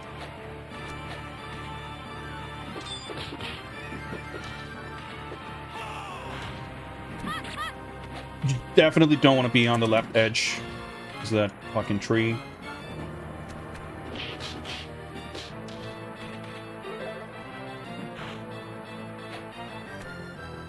But as usual, you know, it all kind of comes down to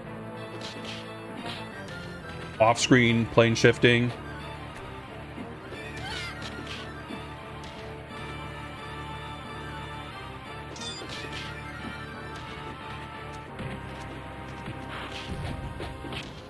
Tackle.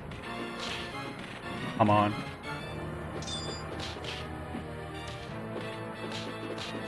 Oh my god!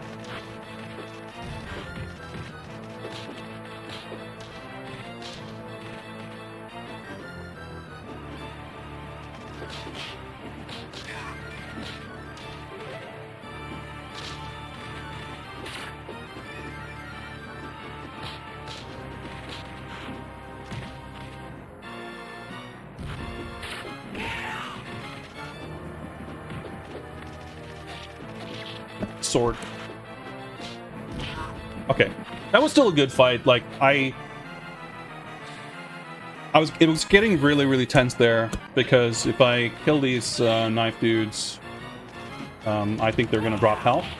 They have a chance of doing so anyway. See, he dropped treasure, which means he could have dropped health. Take another death here, though. I love that when he fucking picks you up on his sword.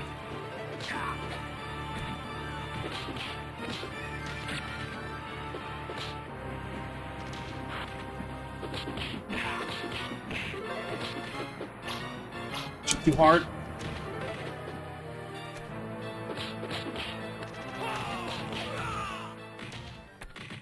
All right, we didn't beat the game just yet.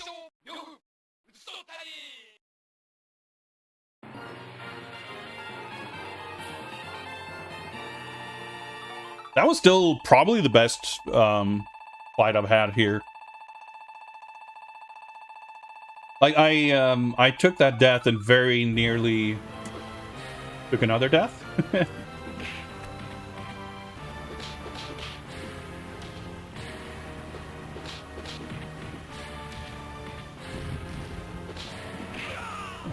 was hoping he could explode from his own bomb. No such luck, but...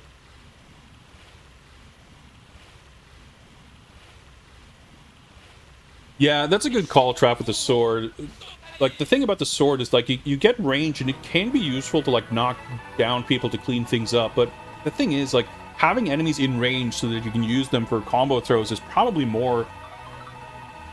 maybe it's a different story if there had been, like, assassins, but because you get, like, archers, spearmen, fat guys, like, those guys are easier to deal with.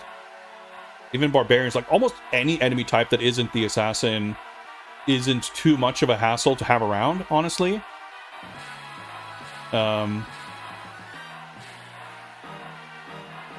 So... the sword... The thing, like, it's a normal sword, so it does shit damage, so it's not effective for killing off dudes quickly.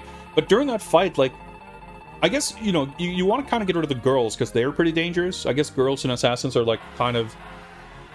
because they have the throwing knives and the sudden jump kicks and everything. I was thinking, like, I wonder if the sword is, like, almost a little bit of a trap there for... picking it up to use for that enemy wave right before the boss. It's time, I guess. Oh, this game's longer than I thought, I guess. But yeah, I can see like picking it up and getting rid of it, because it is like right there at the beginning of the fight. Like you from my previous practice, I got the impression that walking straight up at the beginning of the fight was like the most consistent way to avoid taking some weird damage right at the beginning. But that also does put you right in the zone of picking up the sword, or like standing over. It means you have to navigate around the sword. So that's not a terrible idea. But yeah, 3cc, and even then, we were closer to a 2cc than I expected. I mean, I made the prediction at the beginning of stage 9. Like, I don't think we'll get through stage 9 without another continue, and I was correct, but it came a little later than I thought. And even then, like, it's funny how that works. Like, you take a death during a boss fight, and I don't know if it's about getting frazzled, I don't know if it's about being in a bad spot, but when it rains, it pours. It's like, anytime I take a death during a boss fight where I don't expect it, I'm always very close to taking another death after it. But yeah, that was a good run. Let me update my game description here. Best PB here. A 3cc. Stage 8. We didn't get to the boss, but I guess we can put just getting to stage 8 on first credit.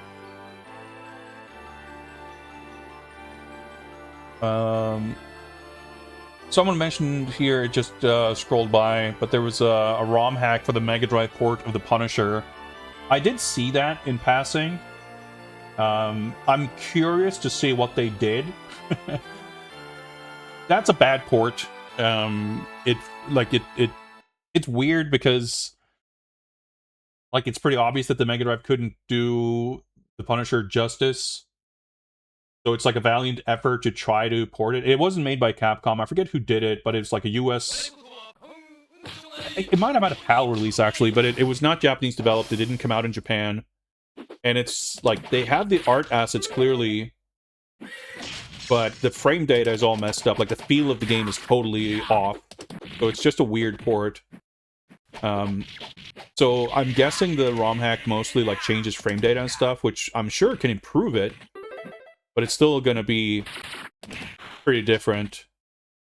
But still, you know, if it feels good to play, even with worse graphics and weird enemy placements and stuff, if you could replicate the core feel of walking and punching and dash kicking from the arcade reasonably enough, that could still, on that alone, turn it into like one of the most fun, good-feeling Mega Drive beat-em-ups. So I have like a curiosity. I feel like it's a weird kind of thing to bother with, but it's a novelty, and I'm curious to check it out at some point.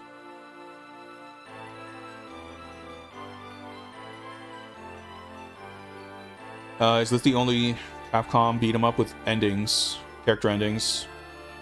Yeah, I don't know. I feel like it's a pretty unusual thing in general. Not against it, though. I mean, especially here, where it's like, you have the main story ending, and you get, like, a picture, basically, for the character. I think that's a nice touch. It's like a little bonus thing. It's like in Bare Knuckle 3, you have the character artworks during the credits, in the best ending. You could kind of imagine those scenes being there, like, only there for each of the characters or something. I mean, I don't mind the way they did it, but I kind of prefer having it be that way as opposed to full-on fighting game endings where, like, the story resolves differently based on who you're playing. I guess Night Slashers does it too, yeah.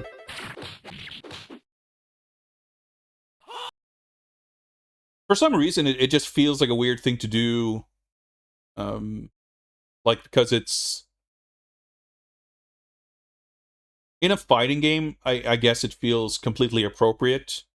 But for some reason, in a beat-em-up, I feel like, because you're playing against the computer and like, the stages, the bosses, like, your choice of character... I guess it doesn't feel, from a narrative standpoint, like you're seeing the story from that character's perspective. I feel like the implication of most beat 'em ups is that from a narrative standpoint, the characters are all there. You're just picking who you are taking control over, so it kind of doesn't make that much sense to imagine the story resolving differently because you happen to be in control of this one character. I don't know. I think also from a practical standpoint, it's kind of like if a roster of characters are different enough in a beat 'em up, I won't have equal interest in playing them, so it feels like I'm missing out if a character I don't want to play has an ending or something, which is a weird thing to think, because obviously fighting games are the exact same way, and it doesn't bother me there. So I'm not really sure why I feel that way, but it's a bit unusual.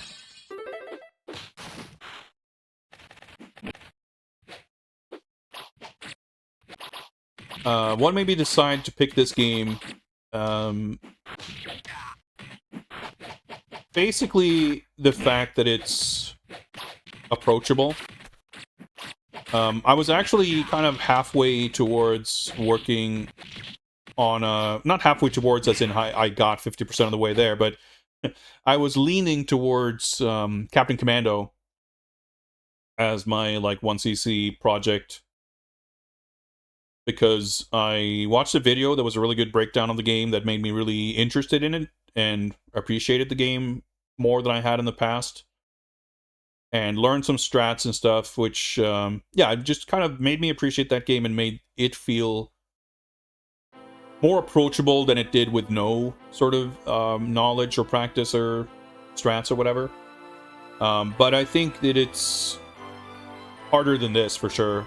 Like, that game has esoteric boss strats, and this game doesn't. Like, this feels a lot more like The Punisher in that you learn the core fundamentals of how to navigate encounters, and you just apply that to the entire game, and, like, that's most of what you need. Yeah, Captain Commando has much more specific boss strats. The games feel different enough that like they both have their own individual appeal. Yeah, Captain Commando being really short is another thing in its favor for sure. It's very dense.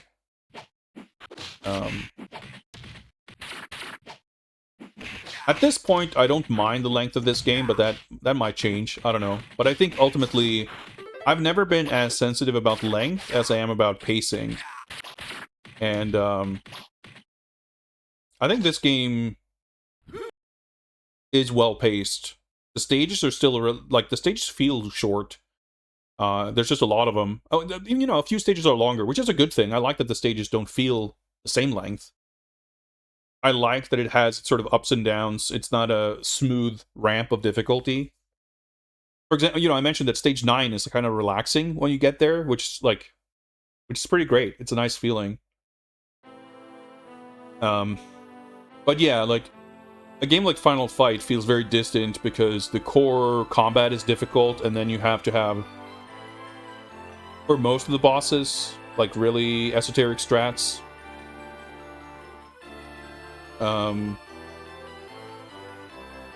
You know, I dabbled in Knights of the Round previously, which is a game I'm still interested in, but that game has both, like, the execution demands of learning to avoid overlapping inputs. It has boss strats, not like Final Fight or Captain Commando, but I still think it has more of them than this.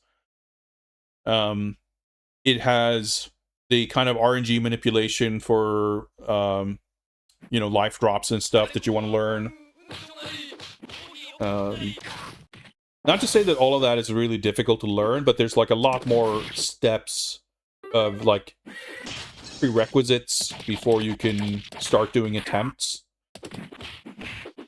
This is like similar to The Punisher in that you get up to speed with the basics really quickly, and then that applies to a vast majority of the game with just a few exceptions, kind of.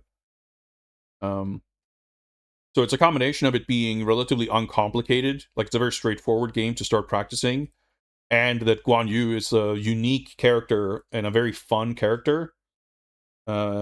Unique in the sense that his game plan and how he mechanically functions gives, like, the way you play this character effectively is kind of unlike characters in almost any other game.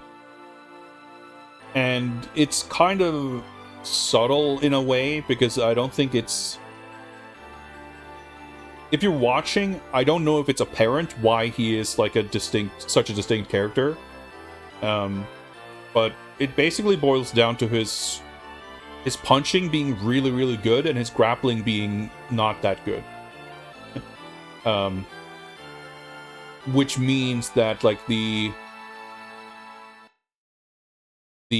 decision making of how to end your combos is always, like, you engage your brain constantly in that kind of decision making. His movement is also not very good, so, like, that's a huge difference between this and the Punisher.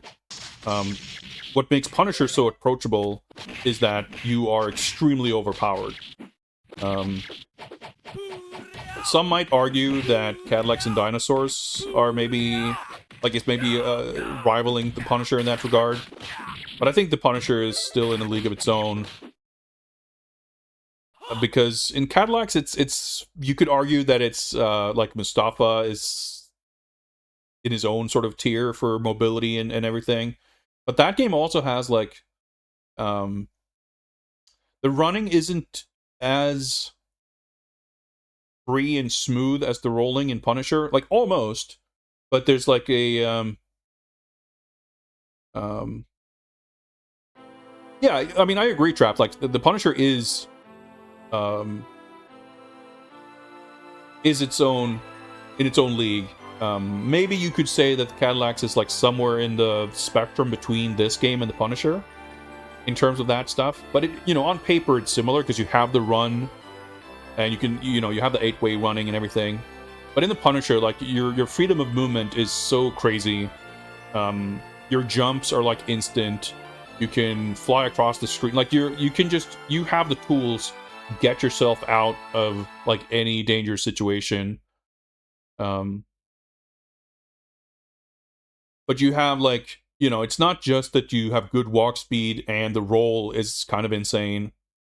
Because, a big difference between the Punisher's roll and the run in Cadillacs is that the evasive properties of the roll are so, like, immediately apparent. If you're in danger, just roll and you kind of won't get hit. And that's not, the running in Cadillacs doesn't work that way. It'll get you out of harm's way, but it doesn't, like, make your hitbox tiny the way it does in the Punisher. But in the Punisher, in addition to that, you have the grenades, which is, like, a separate resource that doesn't cost health. But you also have, like, 4 different types of Super Joys. You have extreme amounts of control, more than any other game, in the Capcom oeuvre, of your combo enders. Because you have 2 different combo throw enders, which can both be directed forward or backward. You have the punch ender that, like, totally clears sort of the screen in front of you. The Punisher as a playable character is a little bit like Guan Yu, but, like, souped up in every regard, which makes it so that, like, what makes Guan Yu unique to me is that it takes a little bit of work to get into position to land that first jab, but if you can land that jab, you have access to a short, strong, long-range combo that's super good. And the Punisher has, like, super quick one-frame jabs, but he also doesn't have that, like, 3-hit combo. Like, that's it might be a counterintuitive thing, but in a beat-em-up, if your base combo is short, that's usually a good thing. Like, it might feel weird that, you just, like, knock down in 3 hits, or you might have, like, you know, you might think of Cody as the fault of having like 2 quick jabs and then you know, a few other punches or whatever. But getting knockdowns quickly while also getting the full extent of combo damage means that like you have a higher DPS, but also knock down enemies to get them out of your hair more quickly. I think it's pretty tangible if you play Final Fight that Cody or Guy rather having the extra sort of long combo, like it makes him look cool, but it means that he has to put himself at risk for a much longer duration of time before he can access the combo throw iframes than Hagar or even Cody.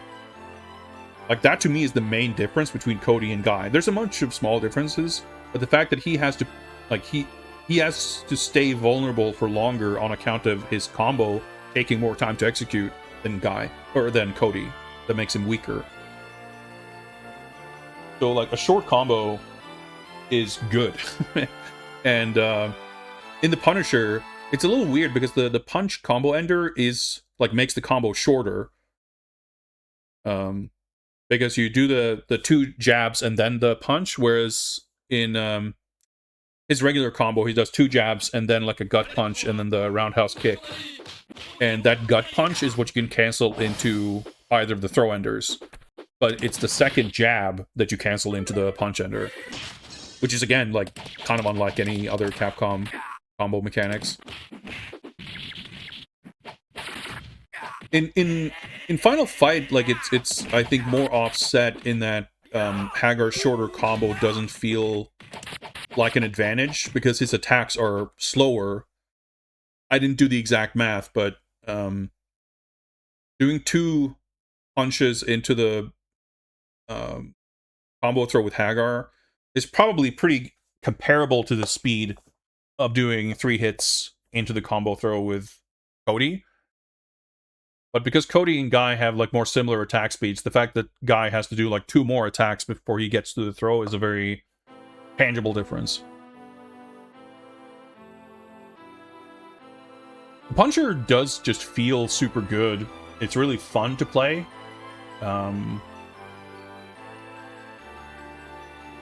But it's interesting, you know, what I've discovered kind of digging more into some of these games is the fact that none of them really feel like they are building on the exact same template. They don't feel like they reskinned.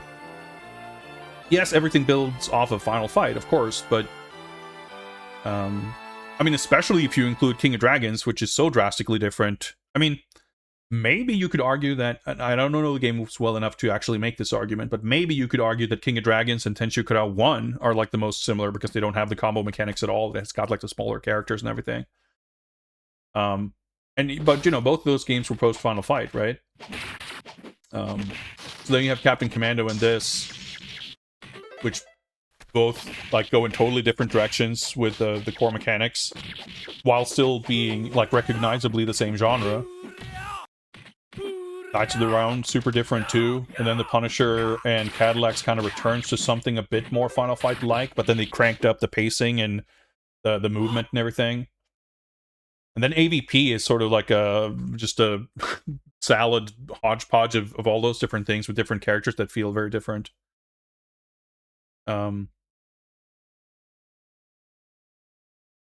Cadillac's like half FF, half this. The differences are in some cases subtle, but yeah, like Punisher is very... I like the Punisher a lot because to me it's like the most kind of fast-paced and smooth while still feeling firmly in the Final Fight mold. Whereas once you go to AVP, that's like faster and more frantic and more like shit going on. It's like more spectacle. But to me it crosses a border somewhere of feeling like a different thing. But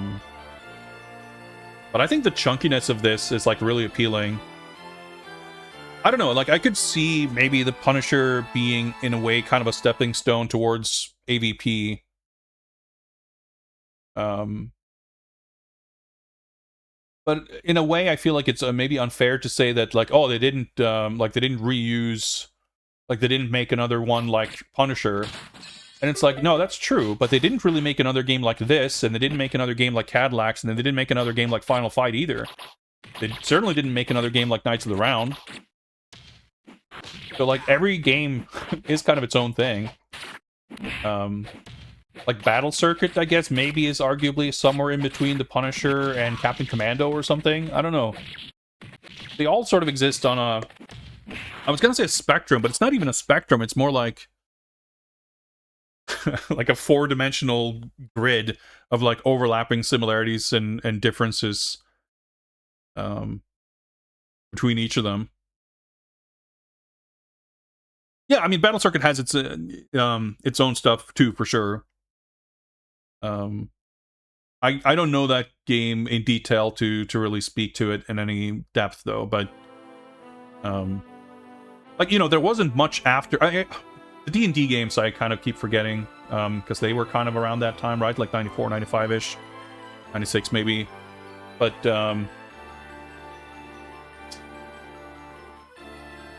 The Punisher is still, like, it's what, 93. There wasn't that not that many games after it, really. Yeah, see, I always forget, like, the everything that's like fantasy equipment RPG shit and the robot stuff that doesn't interest me much. I always forget that it exists, but I also would assume that they feel pretty different.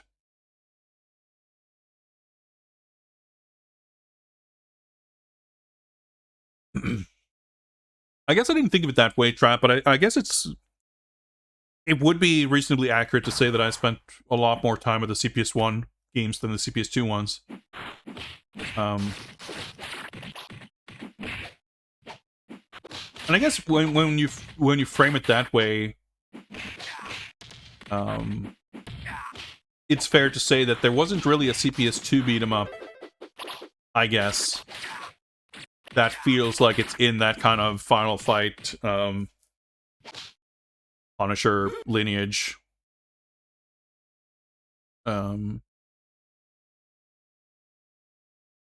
Like, Battle Circuit would be the closest, just on account of the one that isn't based on robots or weapons. But it's such a different thing. Anyway, I really need to take a break. I gotta go to the bathroom. I gotta stretch. I don't really know what we're gonna be doing when I get back, but maybe some more pointed research or practice or something. This is like... doing one run of this, that's like... you know, it's not an entire stream, but it's a good half of a stream, I feel like. We'll figure it out. I'll just close it down. Let's do that, and I shall be back shortly. See you guys in just a little bit.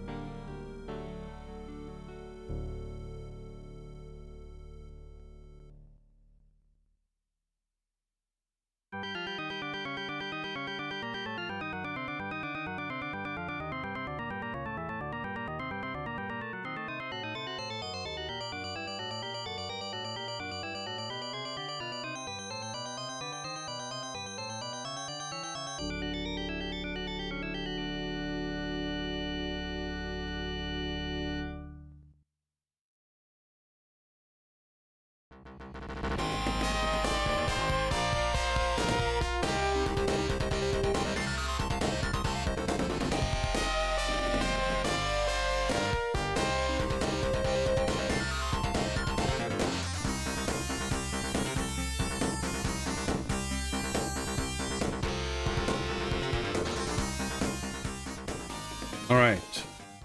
Let's hop right back into it.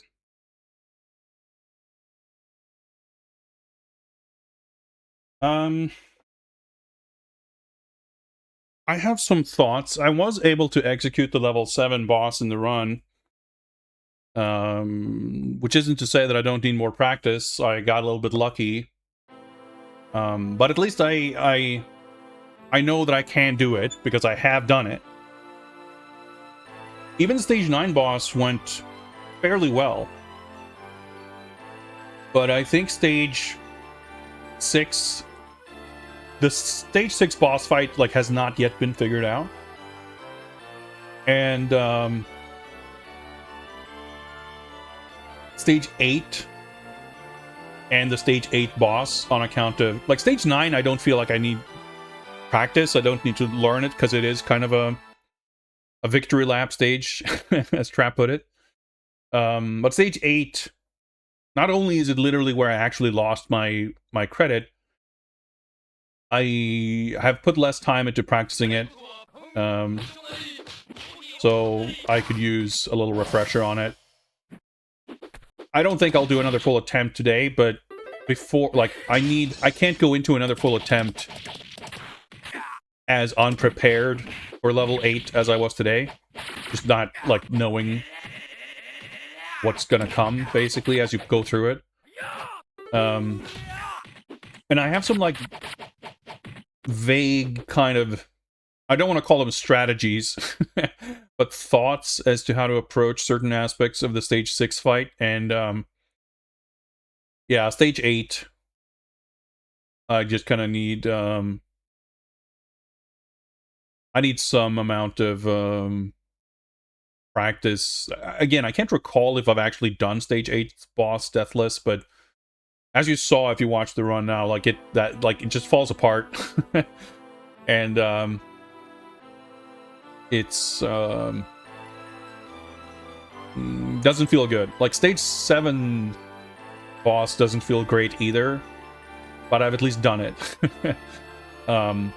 I have an idea of how to sort of approach it, but other than like, oh yeah, I need to get the 8th boss off of his horse, that's sort of the extent of it, and that's not really enough. I need to have more of a solid strat. Lubu strats just play even more lame and safe. Yeah, that's the thing. Like, I don't, like, I could use more practice, but there's no new revelatory knowledge that I think is going to change. Like, it's all adaptation. It's all applying what I already know a bit better, maybe. But even so, you know, if I'd had a stronger run up until this point, I mean, I'm sure I can learn to do Lubu Deathless, but making the one death like I did is still one of the best performances I've had. And I think you could kind of... I think, like, the biggest thing is just being mindful. It's almost similar to the stage 5 boss, where just make sure that you're not keeping him off screen on your Z-axis, so he doesn't, like, roll into you or do the whip attack, or, like... And you have a pretty tall arena, right? Like, avoid the left corner with the foreground tree. Make use of the Z-axis space so that you can avoid being attacked straight from the sides, either from him or the minions. And you just gotta kind of not get bad luck with... Like, the one thing that can be a liability with the large space is when you have fat guys and barbarians doing their running attacks, because it's like the one thing that can actually hit you at an off angle. But that's more of a danger on like the stage 6 boss, where it's like so tight, because if that happens, you have no way to really dodge it because there's nowhere to move. But in the 9th boss fight, because there's so much space, if they were to try to do it, you kind of, you know, you can move around it.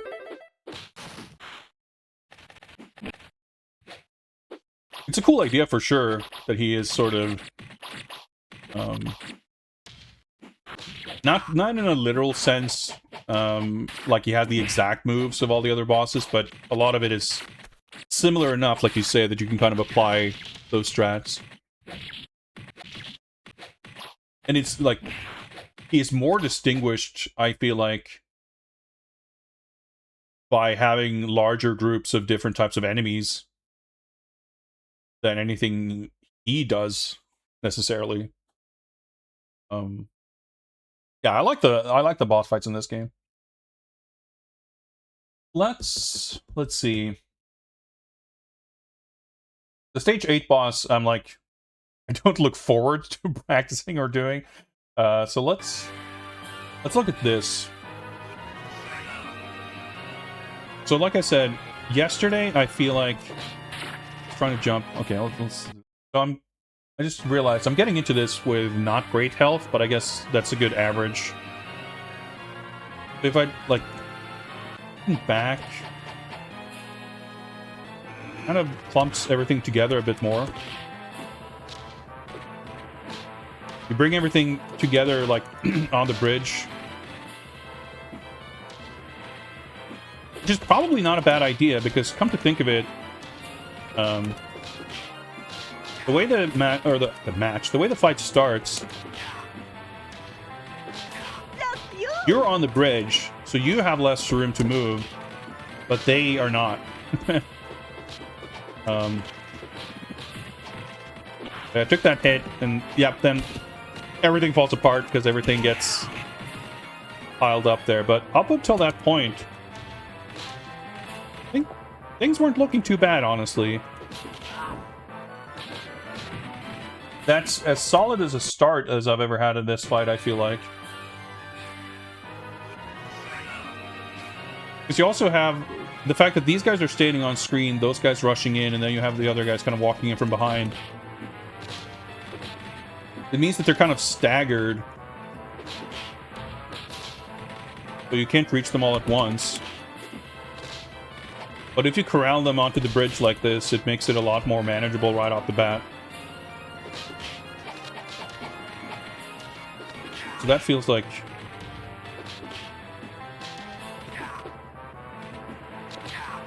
solid knowledge that makes a fairly instant difference, I feel like.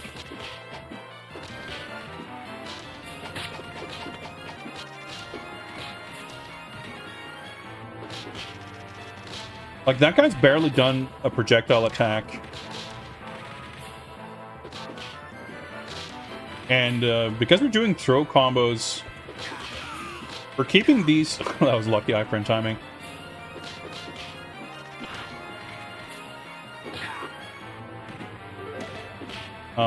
We're keeping the spearmen alive for a lot longer. And because they're, like, so relatively harmless...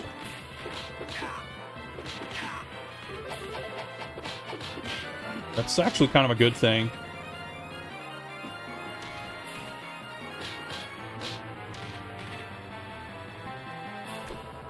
Like, things can still go wrong. But once we reach this point, everything is... like, a lot more chill. Trying to move around without walking into this guy, but... I hate when that, like, lines up just like that. That's basically your main sort of threat, and I think for situations like that, the regular kick combo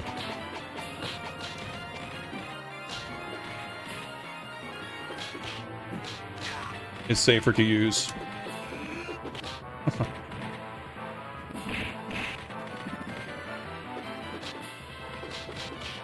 Alright, Deathless.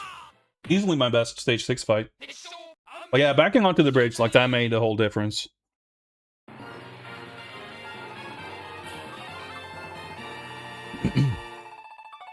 Moving to the left border. I don't know, I think it's... maybe it's just, association, I don't know. But anytime stuff gets to that part of the screen, it feels like it's usually a sign of things going to hell.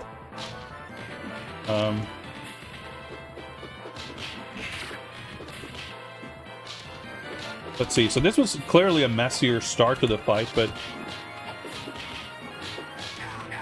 can we recover?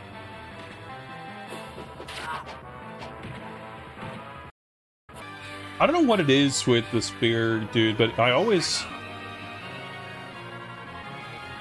like, you have pretty limited Z-axis range. Like, your hitbox doesn't like extend into the background or anything. I mean, it does probably by like a pixel or two, but not a lot. But for some reason, this guy in particular, I seem to struggle with alignment and end up whiffing when I think I'm in range, but I'm not. Alright, that worked out. A little bit of extra damage there for fucking up the grab. See, if I'd done the throw ender there, I probably would have gotten hit by the projectile.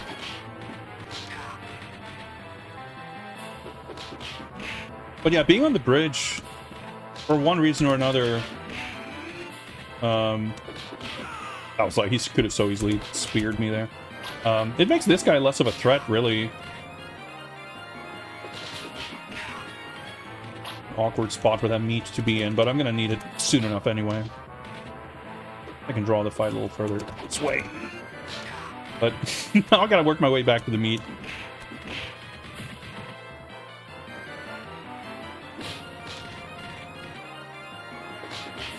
Oh, dude, when things line up that way and you get like the you hit the final hit of the combo like behind you, so good.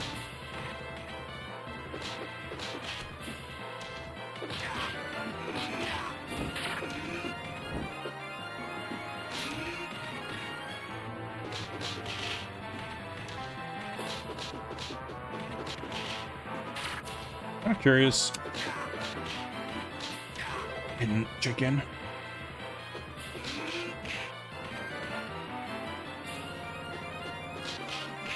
And things over here. I don't know based on what you were saying. Trying to get fancy.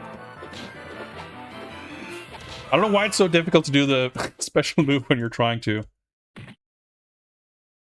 But okay, that's... I don't think technically that was 2 in a row, but it was 2 deathless attempts. And I'm getting here with, you know, less than ideal health.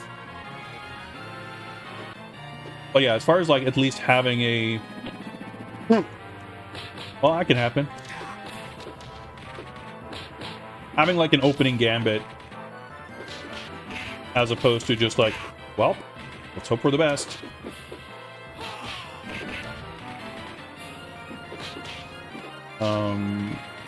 That's kind of all I was really looking for. The range. Or rather, I had a feeling... It kind of worked out beyond expectations, but I had a feeling that if I have that, it'll make a difference in how sort of viable this feels. So this is actually a good experiment, because I did things very messily. So it's a good measure of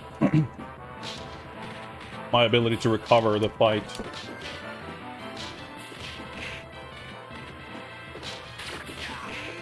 So one thing that's also worth keeping in mind is, to my knowledge, these the way these additional waves spawn is like set, in the sense that these guys will come from the right no matter where the fight is. Yeah, they didn't drop anything.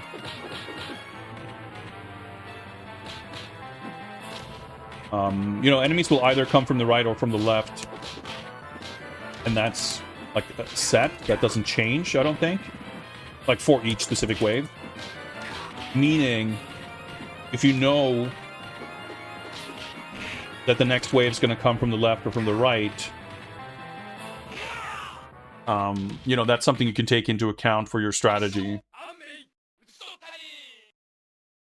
jump to flames. I guess that's, yeah, like it kind of wouldn't have occurred to me because jumping is sort of a liability.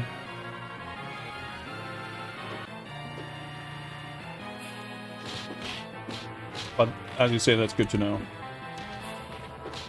If I feel like I'm in a spot where I can't, you know, I have nothing to lose by trying to jump, the alternative is getting hit by it anyway.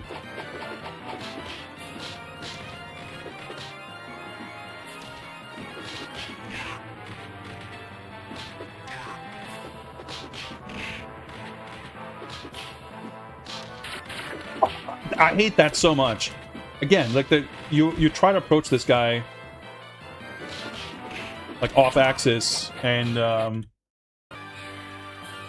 you just expect to be grabbing him, and then like you get like 2 or 3 hits from that spear, and you lose so much health. But you know, this fight isn't free or anything. But I think it has basically transformed from being a fight where I fully expect that I basically have no shot of getting through it without dying to, at worst, a 50-50. Because again, keep in mind with this save state, I'm not getting here with full health either.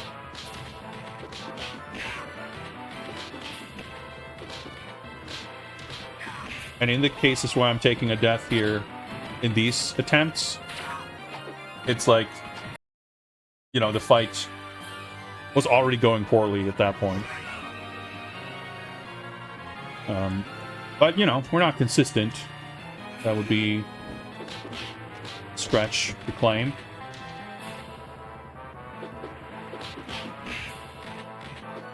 I do think one sort of skill to practice here would be approaching this guy.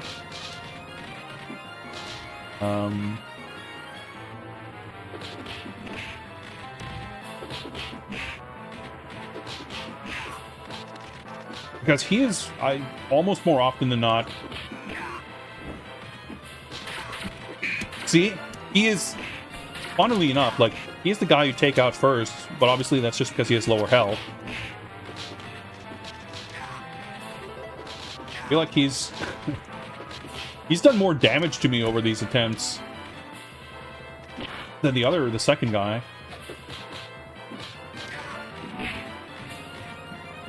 I was looking forward to a big meat. I got a fucking useless sword.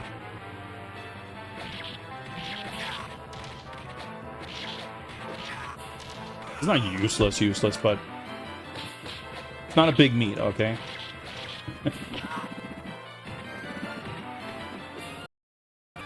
I want to get at least one more deathless. And it's a nice bit of comfort, insurance to feel like I can get the deathless on this amount of health. Because that means if I do get here with full health, that's like slightly better conditions. I can't believe that didn't hit.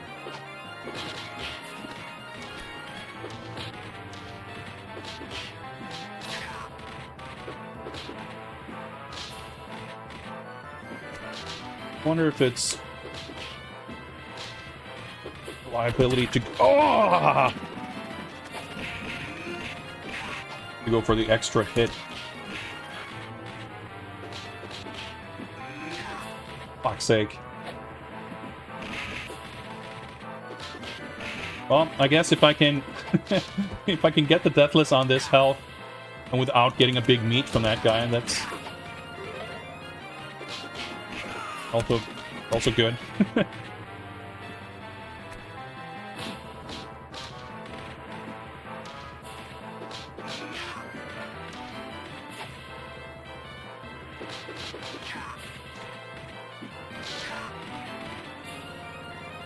Knife dudes, yeah. Oh. You have to get so close to the edge of the screen for it to scroll.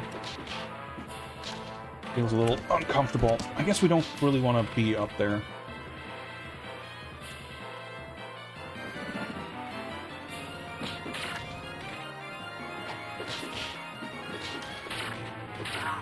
Yeah, I thought this sword dropping had to do with, well, I was gonna say that I thought it had to do with, knocking Cao Cao off the horse, but I guess this is a save state, so I don't actually remember if I hit him here or not.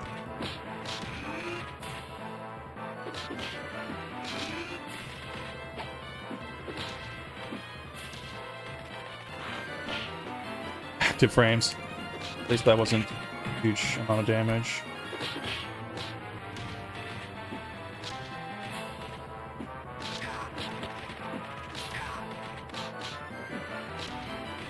Random, that's good.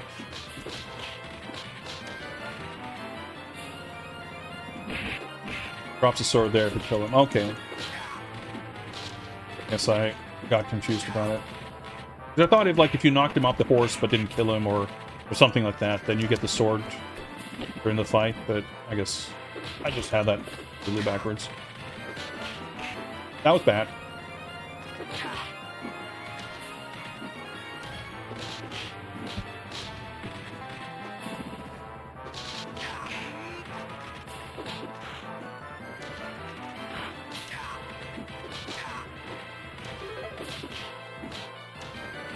Overlap with these waves is weird.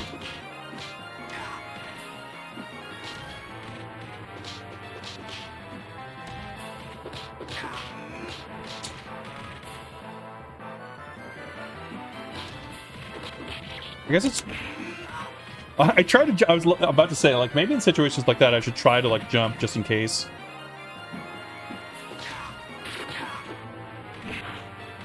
And I was feeling a bit more confident a few attempts ago. But now I'm just not having any luck. Thing on the bottom. I wonder if, like... can get things consistent enough by, like... obviously your position has some amount of influence over the enemy's movements. It's not like you can... you know, puppeteer them perfectly necessarily. But if you can make it a little bit more predictable by choosing to either go the very top or the very bottom, that's at least like a... something you can kind of reliably replicate, as opposed to like being on a specific pixel or anything.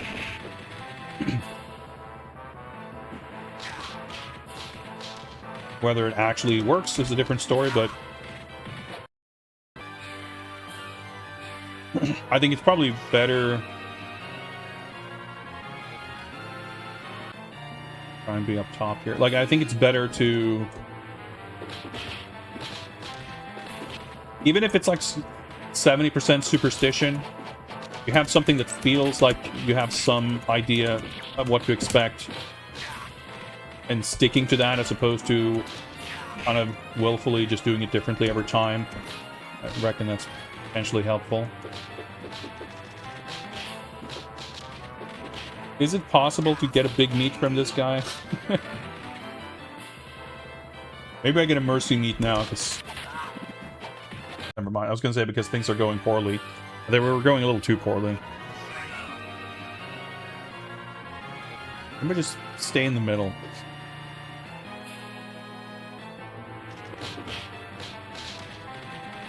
Maybe it's the final fight industrial stage strats.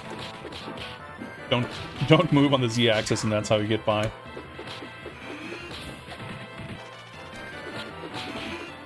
That was me not having clean inputs, holding down while mashing instead of trying to actually time my combo throw inputs. That's me fishing for an extra hit when I should know better, because I was literally right in front of that guy. You really don't want to ever approach a guy with a 8-foot spear directly from the front. But yeah, having the barbarian come out in front, so I can sort of isolate him and know that I'm dealing damage to him and throwing his big hitbox into the crowd. is kind of my ideal start. Oh, I hate when that happens, where you try to grab him and he just stabs you.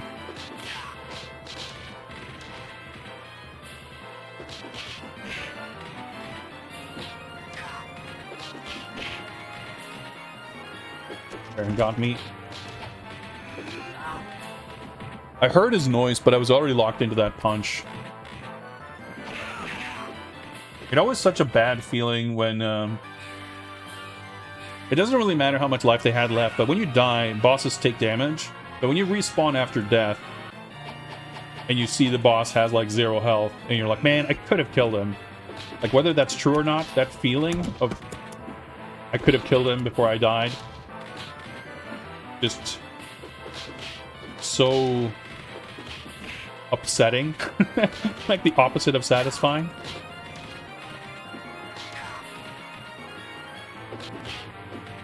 It's like jabbing him out of that roll. Bit of luck. It is a little bit like anime, indeed. Subspace hovercopter.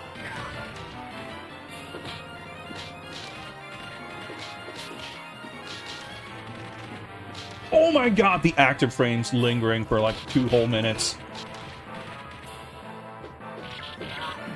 Wake up iframes. I was just about to say that.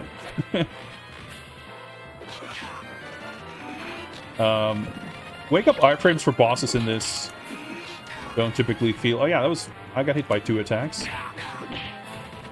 Oh, there's the mercy meat. Like, you can't hover over a boss in their wake up.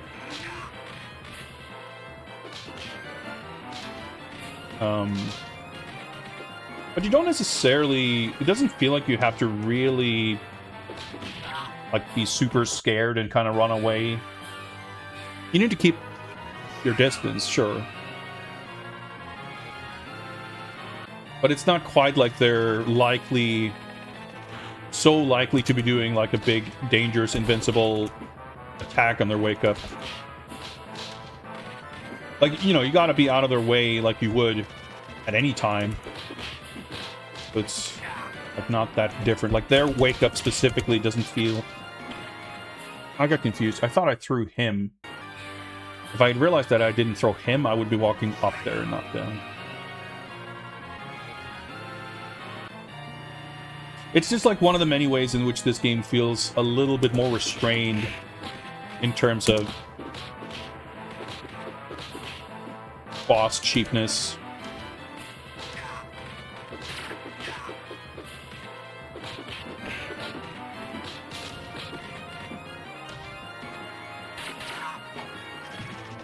Like, the thing is, when I'm trying to grab bosses specifically,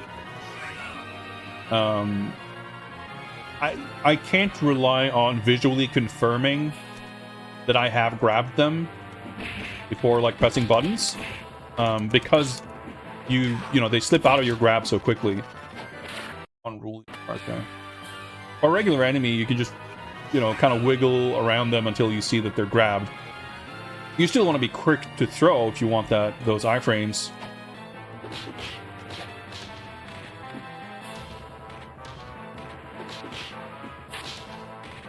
But because you drop the bosses more quickly, it's like a little bit different.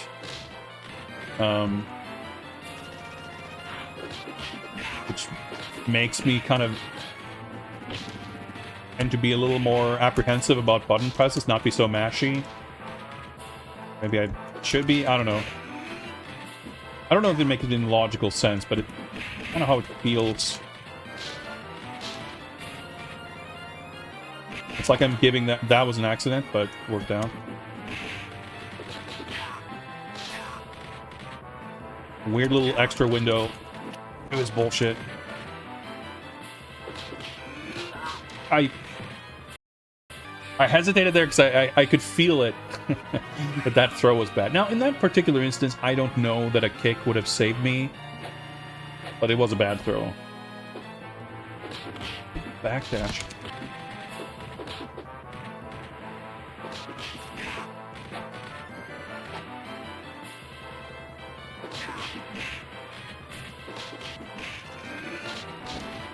I was a bit lucky.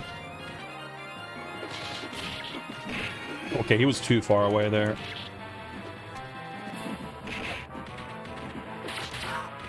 I don't know what it is, like... Does that guy just have a weirdly small hitbox, so grabbing him is legitimately more difficult? I don't understand it. Like AVP all over again, where it's just weirdly difficult to grab enemies.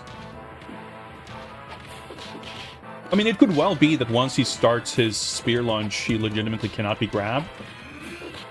It doesn't feel like that is what's happening. But my experience tells me that you can't necessarily intuit what the specific interactions are just by feel. It was a really bad turn around like that.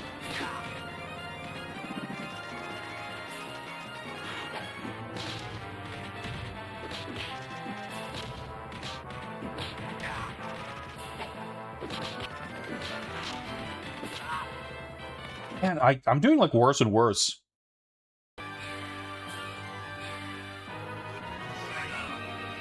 When you say spear guys, do you mean the boss or the spearman? Just to clarify.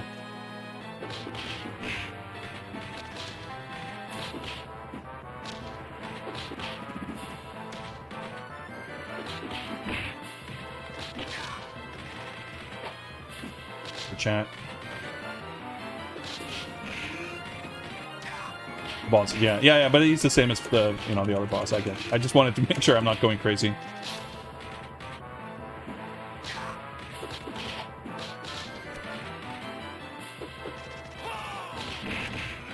That's a bit lucky.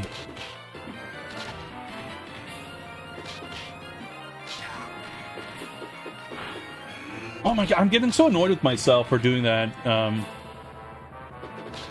I've been doing it all day today.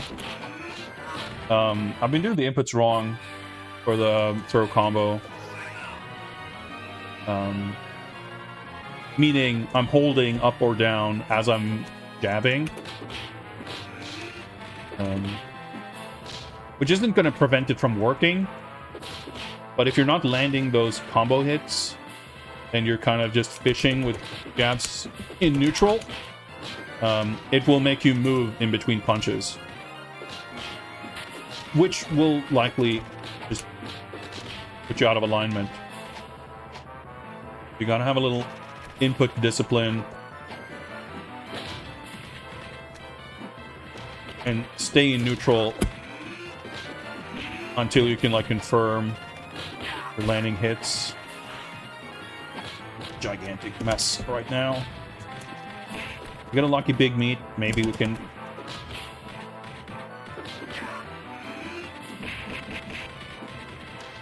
make something happen.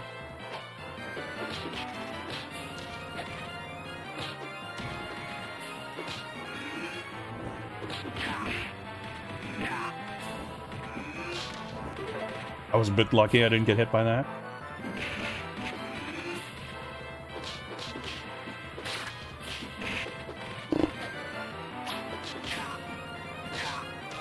Oh, he's gone.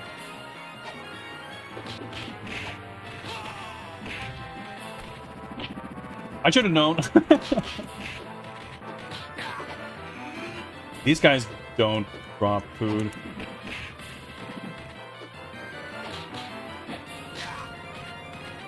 Should be getting some knife guys after these, I guess. Yeah.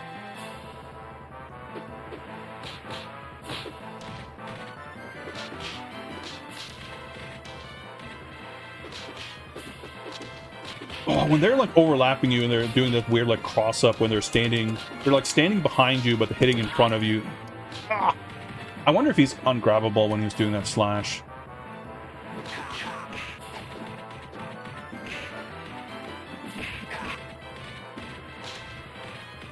Well, that's better. Not good enough, but better. I got 2 proper deathless with like 1 failed attempt in between, and now we're just...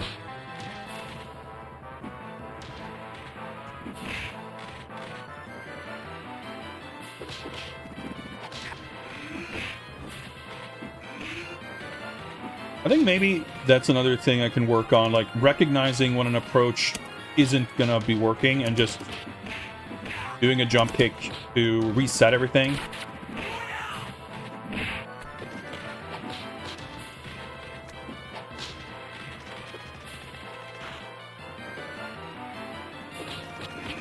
Like, I have it kind of programmed into my brainstem that jump kicks are bad because they do no damage.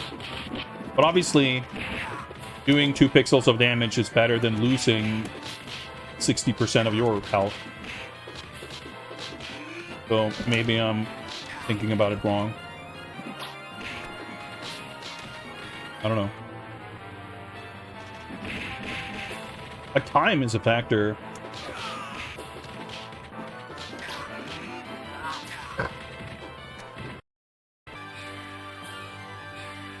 If you were to just, like, exclusively do jump kicks, it's relatively safe, but it takes so long that it, like, won't work, basically.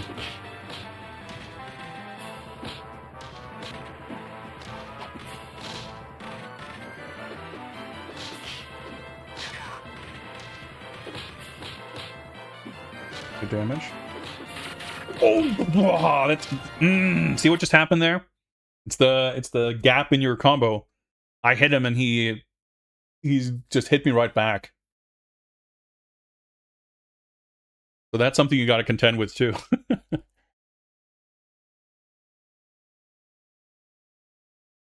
Luckily, it doesn't happen all that often. It does kind of make it feel worse when it does happen, but at least it's not like Combat Tribes where it's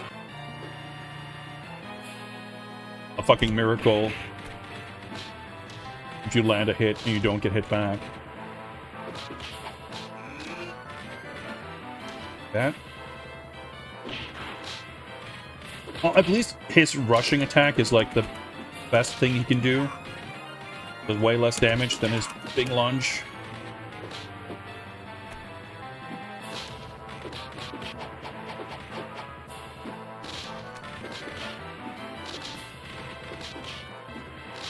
Like, tossing dudes into them deals damage, but it's not a lot of damage compared to actually doing the combo on the bosses, so that's just something you kind of want to...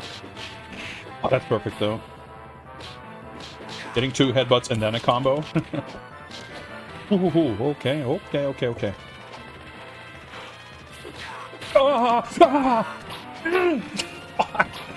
I didn't realize he was dying. So I was like, "Oh, sweet! I'll let him miss here, and then I can just combo throw him back." But him dying super caught me off guard, and I was like, "Yeah." And well, you see what happened.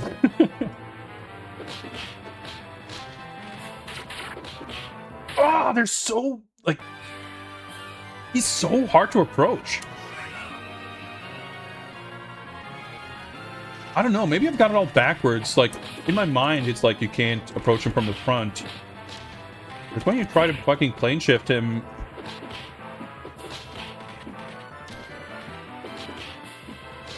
I don't know, maybe I just gotta have faith in my punches and try to go for him more aggressively than... Like you were saying, Trap, kind of pointedly avoiding going for grabs to the extent of, like, you know, this feels like I'm approaching a grab. Let's avoid this situation. Which, you know, kind of normally, yes, I would be targeting either a punch or a grab. But a lot of the time it's like, well, I was kind of walking in their general vicinity and turned into a grab, and that wasn't a big deal. Oh my god, he got me in the ankle. Very bad spacing. Okay, we got the meat.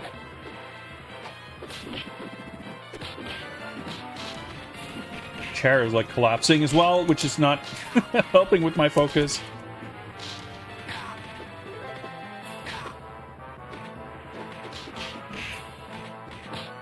Alright. Dudes, there they are. hate having him off screen like this.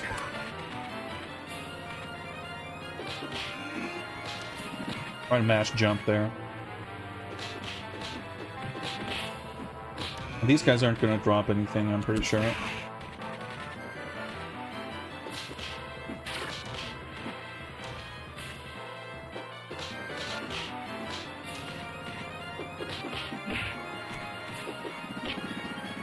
The snipe.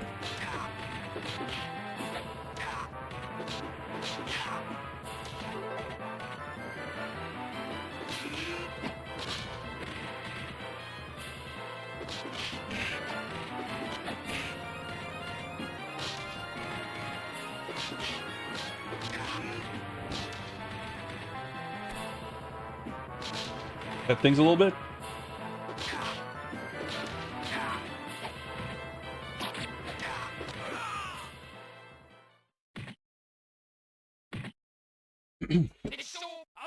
Man, what a weird fight, dude.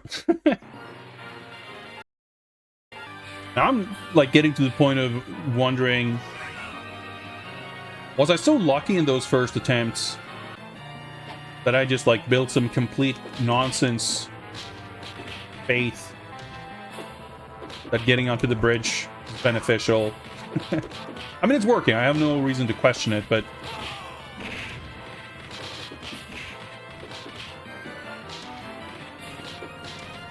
because it was,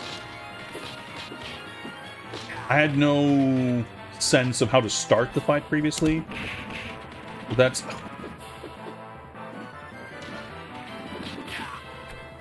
still an improvement here, I feel.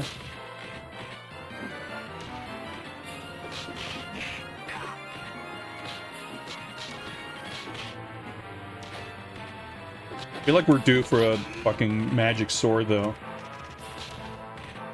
Let's see. Oh, dude, the fucking combos.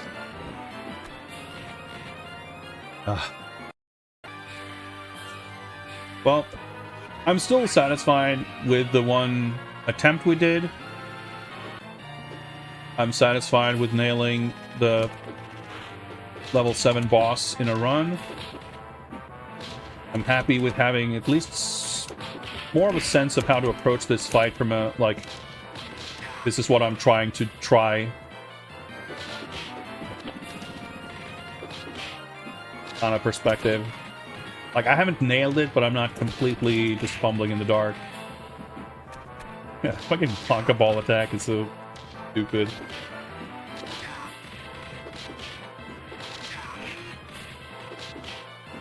I guess it's like even funnier with the level 3 boss because he's got the gigantic hammer, which somehow makes the physics even more questionable.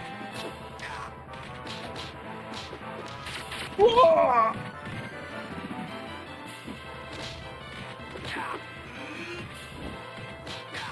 Ah, I try to throw. Man, just getting here with full health though. I'm still, like I said, I think it's a good thing to practice this because it's a nice kind of extra margin to have. That, like, if I get used to doing the fight like this, that means I would rather get used to doing the fight like this than getting used to doing it at full health and then like getting here with half health and feel like it's totally hopeless. I don't want to feel like my I mean, it wouldn't come down to that technically, but emotionally might feel like it. I don't want to have the sense that my strategy is like reliant on coming here with a full health bar. I was like, oh my god, the fucking...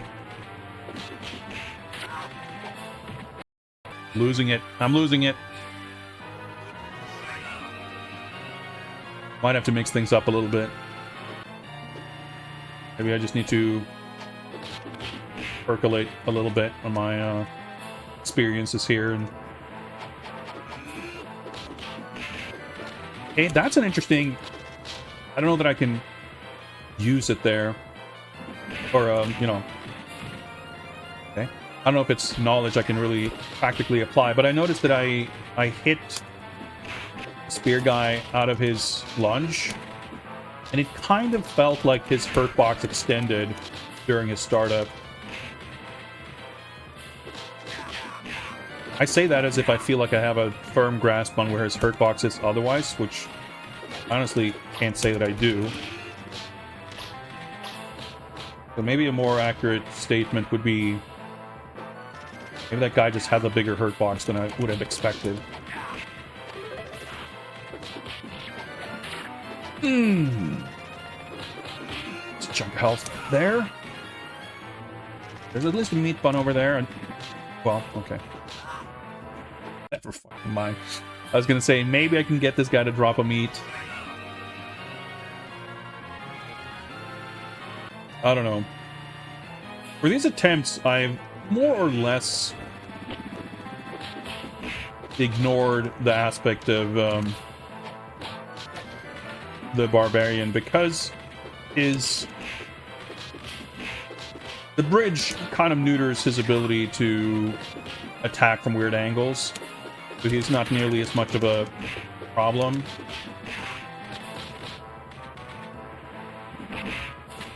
But I wonder, maybe I kind of gave up that idea too soon.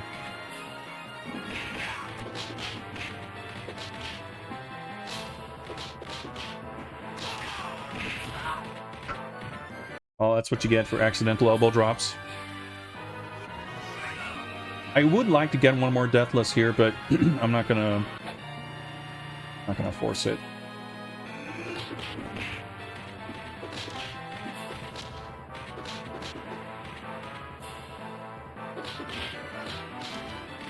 Good lucky.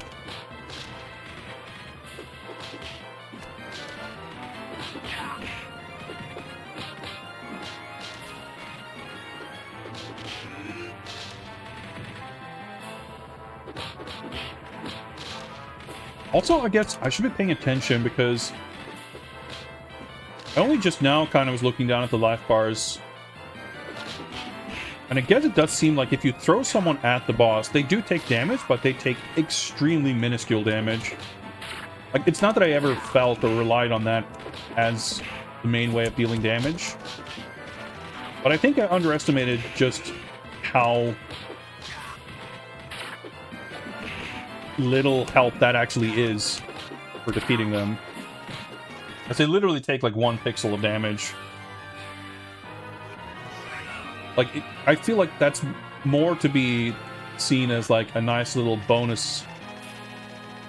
When you're clearing crowds, you can get a bonus pixel of damage chipped off of the boss health bar. But if you're fighting this crowd and you're never actually landing hits on the boss and you're kind of exclusively getting those... Exactly what I try to avoid. Like, that's just not good. In that instance, going for the...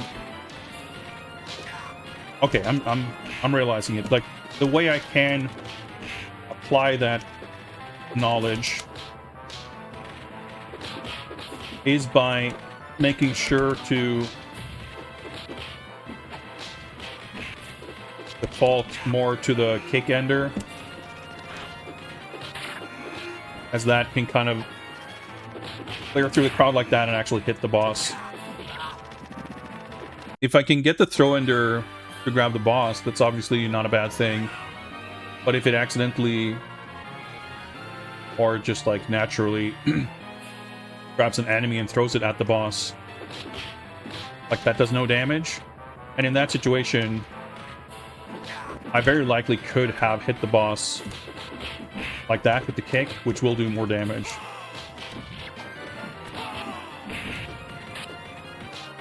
Neither of those elbow drops were deliberate, by the way. I think my inputs are getting sloppier by the minute. What's up, Father Axekeeper? Greetings. Yeah, even throwing the boss into the other boss does like no damage.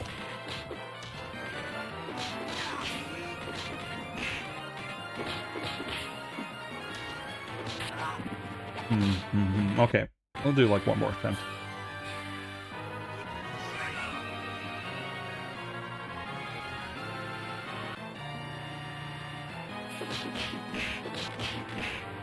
Okay. Bad.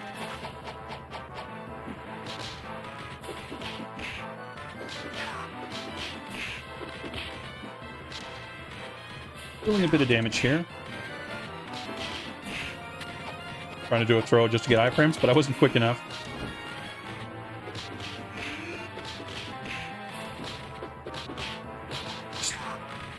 Breathing room.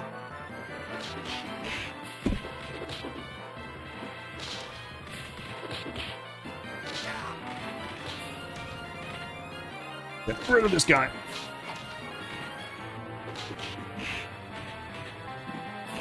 Got him.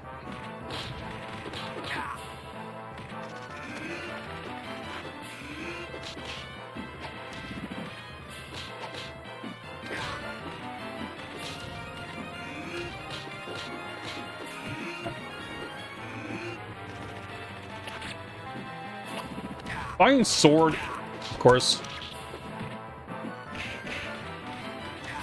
Okay, okay.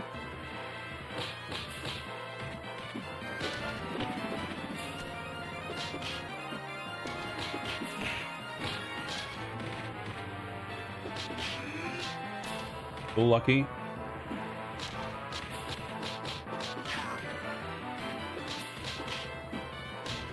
These guys are incoming.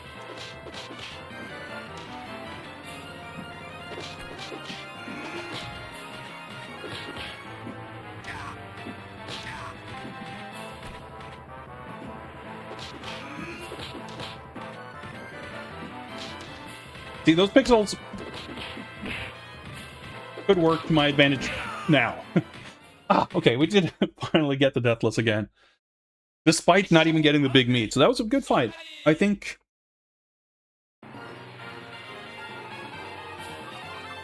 that insight about the thrown domino hit damage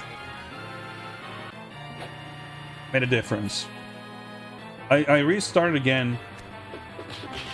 I just want to kind of see if attempting to apply that a bit more judiciously, possibly it's making a kind of difference that I wasn't kind of like paying full attention to previously. Dude, that even hit the other guy. The range on that kick is insane.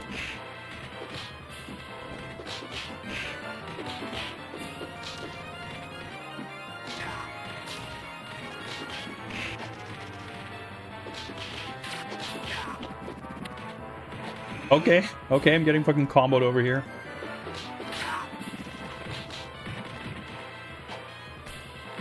Alright.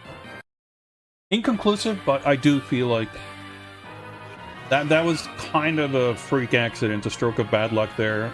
Take those hits in particular. But up until that point, I feel like I was... I'll take it.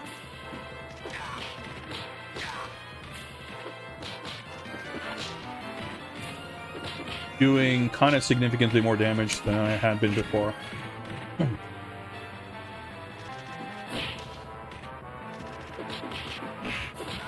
I think that's maybe kind of what you were on to Trap, if you're still here. We were talking about it the other day, right? About leaving damage on the table by doing throw enders. I think for boss fights in particular, that's probably what ends up happening. Like in a crowd, if you're doing the regular ender, you can hit multiple people for the full damage. But if you're doing the throw ender, you'll do that damage to the guy you're throwing, but everyone else, or at least the bosses, will take like 1 pixel from that. Whereas if you do the regular ender, both bosses here, or if you're fighting, you know, if you're hitting a crowd of dudes, you're guaranteeing that proper damage on the boss. Do that, but that's okay. So, like, on the boss itself, the ideal damage is actually doing the extra hit and then the throw ender. A lot of times, if there's a crowd, you don't necessarily have, like that, you don't have control over who the throw ender actually connects on. In which case, just doing the punch ender, whatever, a regular combo ender, kind of guaranteeing more damage. And sword.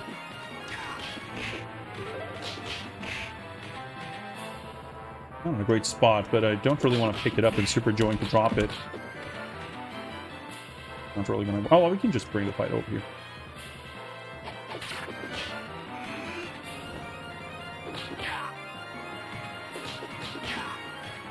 Pretty bad though if you try to get that extra hit and then don't go for a throw ender, you just get like 3 jabs, which does pathetic damage.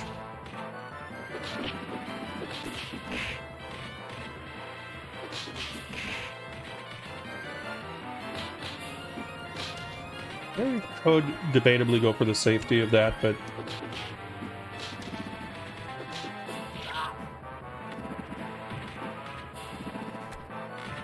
he leaned into my punch and got hit, and then my second hit whiffed because I was at like maximum range. I was a little bit gutsy going for that, granted. Felt kind of bad that it didn't pay off though. Oh man, see, you can... What's definitely wrong about that guy? It's like more dangerous to approach him off axis. Deserve that for doing multiple double drops. Clean things up a little bit here. Ah, the fucking blockable. Okay. The opposite of cleaning things up.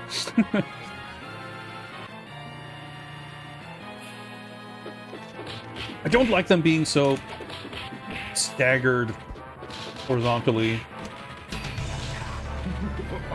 Retro Demiurgy! Greetings, folks. A little flustered, we're doing some boss practice. And it's not going great.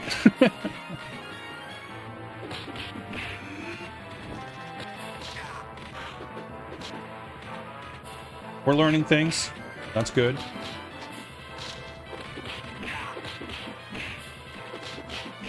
See, like, in that range, he's like kind of walking into my punches.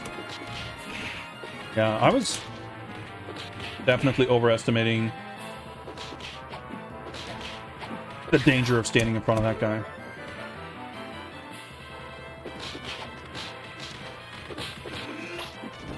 Apologies if I can't quite look at chat. This is a bit intense.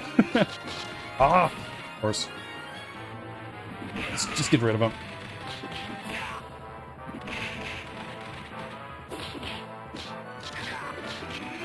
Sword. So that, the big guy, barbarians, as I like to call them, they, well, I shouldn't say they, that guy in particular,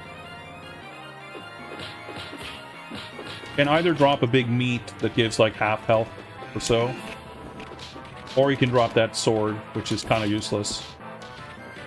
So it's always kind of sucks when that sword drops. It might look like something that would be good. I thought he was doing the projectile, but it was the Blanca Ball.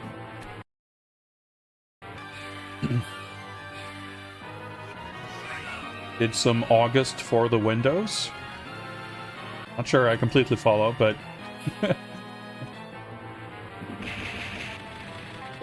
hope Rick Dangers continues to treat you well. Otherwise, all right, let's just do that.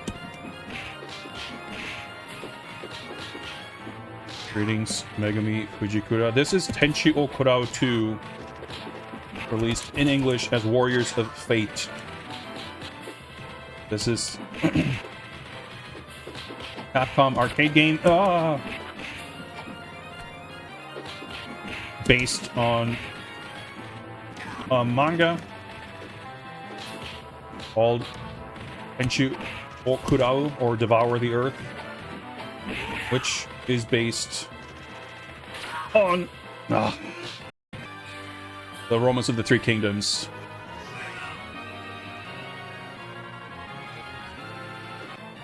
It's a very fun game. It's got some kind of tricky boss fights. I'm practicing to complete this game on 1 credit. I did an attempt earlier today, which was my personal best. We made... Whoa! The game over on stage 8. The game has 9 stages. And I completed the game with 2 continues, or using 3 credits all in all. That, oh my god, it's falling apart. This boss fight is one place where I usually die, so I want to practice to see if I can get a bit more consistent at not dying. And okay. I'm getting better at it.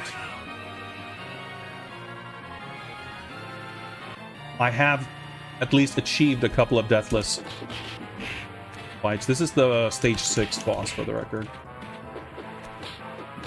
But it's pretty far from consistent. Yeah. But, okay, being crowded like this is not good. Hoping Rick Dangerous lets you go. I have, I don't know that it's fair to say that I have a complicated relationship with Rick Dangerous, but I played that game as a kid. I've always kind of liked it, but it's always, you know, I don't think anyone has an entirely mutually friendly relationship with Rick Dangerous, you know? It's that kind of game.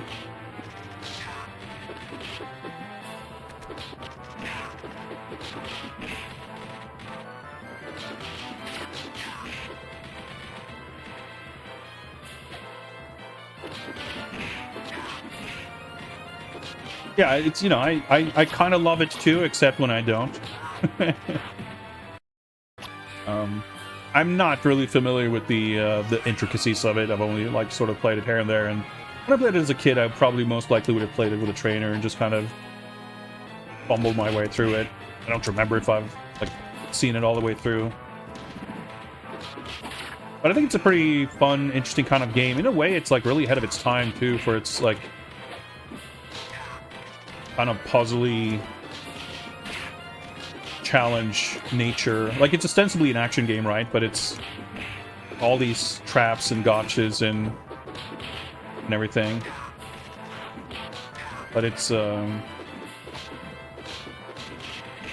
it feels like it's like you probably got more games like Rick Dangerous in the 2010s than you did in the 90s. I've played the second one a little bit, but the first one is the one I kind of remember more. I'm curious about the RNG, though, because it seems...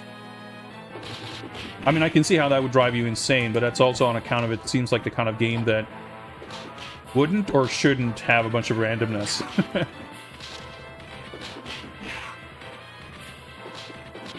Is it like... Oh, wow. There's the attacks there. Is it stuff like how the cycles align? Because I would imagine, like, in my experience anyway, a lot of it is very deterministic and very, like, pattern-based. It's a little surprising to hear that it... I guess, for speedrunning in particular, randomness to do with timing is going to be more detrimental than it would be for just playing the game. If it's just like, well, I just have to wait here for a few more seconds.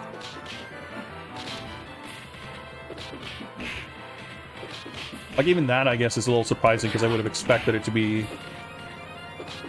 like every screen being very specific, including timing on everything, but maybe not.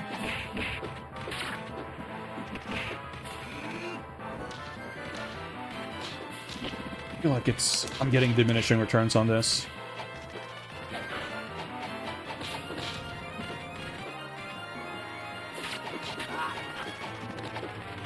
Alright, have a break.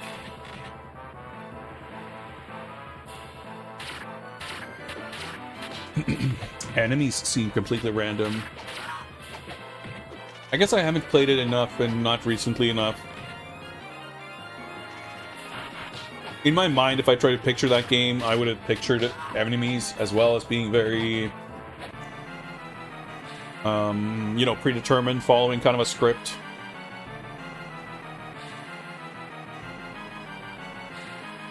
But I suppose not, based on what you're saying. I mean, I trust that you're accurate, correct? But anyway, this is Tenchi Kurau 2. It's very fun. It's the game I never really played much in the past, but I've gotten into it very recently. I'm doing a lot of kind of research on beat 'em ups, to kind of get a more detailed understanding of game mechanics and game design. I've always loved beat 'em ups, but this more serious kind of endeavor for understanding them and learning them is more of a relatively recent thing. And trying to get the 1cc is ultimately, I mean, it's a fun challenge in itself, but it's also a kind of proof of having understood the game, because you can't get a 1cc without understanding it. I got the 1cc on the Punisher a few years ago, I think, like 2 years ago at this point.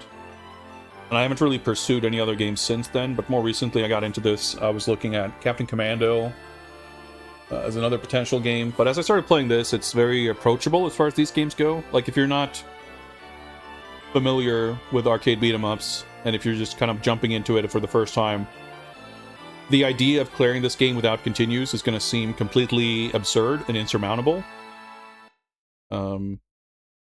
And for some of these games, it arguably is. But this one, yeah, it feels surmountable. Like I said, you know, I haven't, you know, spent that much time with this. Couple of weeks, you know, here and there. A few days a week at most. A few hours here and there. And I'm, you know, I can make it. I made it very close to the 8th boss. Basically, the last enemy before the boss killed me and I got the game over.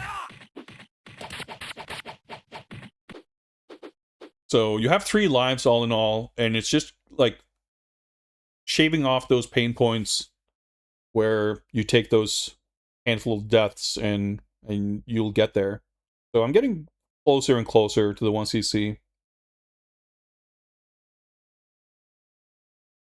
Different types of enemies I see. That makes sense. I mean, like I said, I don't know if I've seen the entirety or played through the entirety of Rick Danger's, and if I have, I'm sure I've seen the early stages a lot more than the later stages, and I reckon the more advanced enemies are probably going to be more prevalent later on. Would make sense. But yeah, like, you know, some enemies will chase you, some will like fire projectiles and stuff, right? So I can see that being, like, I'm just trying to picture how the randomness will manifest, but I guess that makes sense.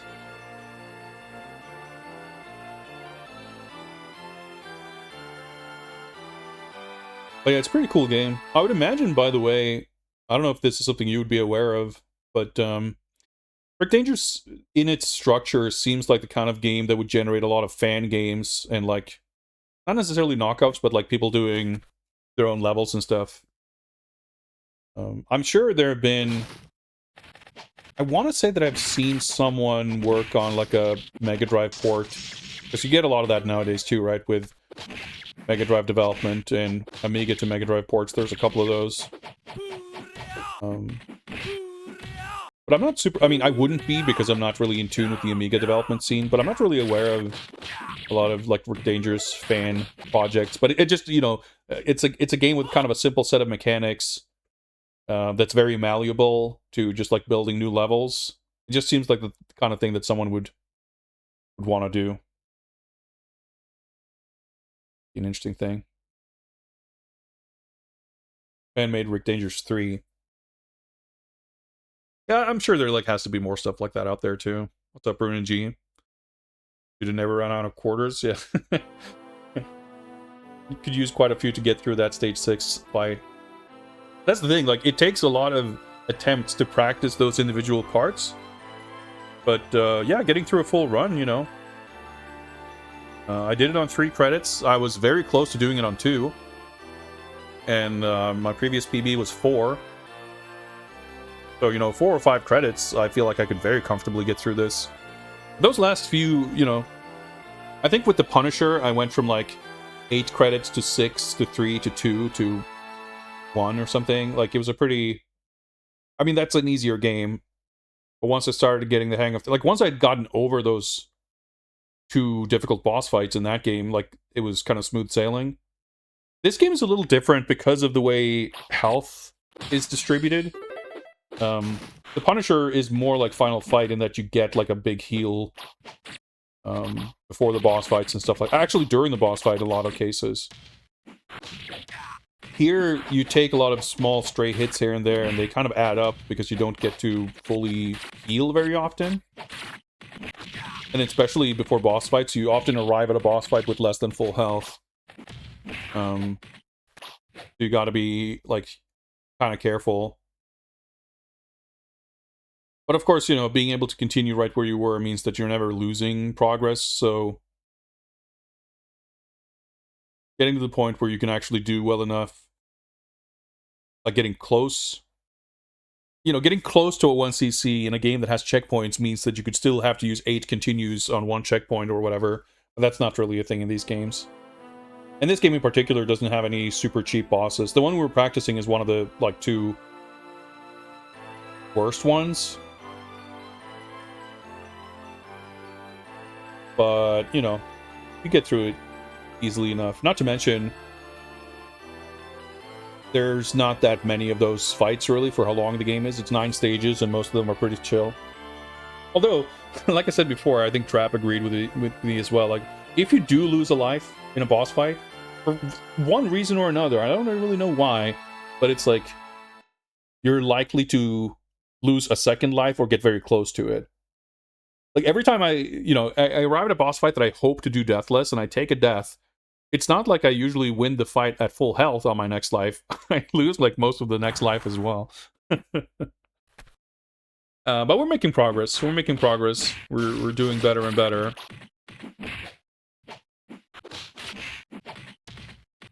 But yeah, this is a cool game. Guan Yu is a super fun character, but the characters are so different in this game. The archer guy here, like, obviously he's got a bow, so his moves are all different, but he's got this, like, rolling kick that's pretty good.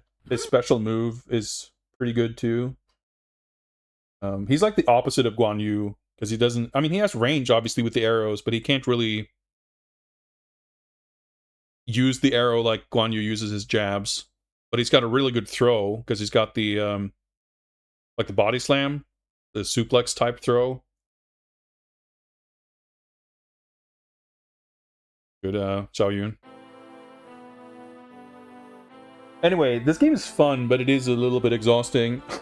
We started off with a full run, and then we did some boss practice. I talked extensively at the beginning of wanting to take a bunch of notes, but now I'm just like, oh, I just want to take a nap. I don't know. I should take some notes after the stream, but we'll see if I manage. But I think we'll leave that here for today. I'll be back almost assuredly with more of this soon. But I have some other things lined up. I'm a little torn because on the one hand, it would be great to get this 1cc and kind of check it off and move on, have it over and done with. But I have some other things that I don't necessarily want to or can let wait forever, or, you know, however long this 1cc is going to take. So we might do a little detour for some sponsored content for some new game releases that seem pretty interesting to me. I'm not sure. We'll see. And as usual, my schedule continues to be a bit sporadic. I'll probably continue to do streams in Europe morning time-ish. But keeping an eye on my Discord is as good a bet as any for news and updates on streams that may be happening. I have some packages showing up in the mail possibly today. I may or may not show or discuss on stream. We'll see. I'm actually not entirely sure what they involve. Got some toys, some figures that they were shipped from Asia with ground shipping, so it's taken like 3 months to get here. I have no recollection of what is actually in that shipment. But I have some books and stuff, I think, from Sudagaya as well. I don't know that we're looking to do a full unboxing stream or what have you, but who knows? We might be doing some other stuff beyond just Tenchi Kurau 2.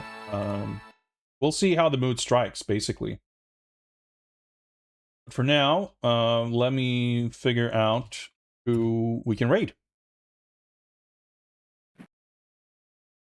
Down. Kind of a, well, I was going to say kind of an unusual stream time for me. Do I have stream times that are more or less usual commonly? I don't know. We could do a reverse raid on raid here. He usually raids me. Looks like they're doing shout out theater. You know what? That'd be funny. So let's just do that. Let's catch Mr. Raidon before his raid is his stream is over and before he tries to raid me. Thanks for hanging out, guys. It's been swell. Take care, and I'll see you guys some other time. Peace.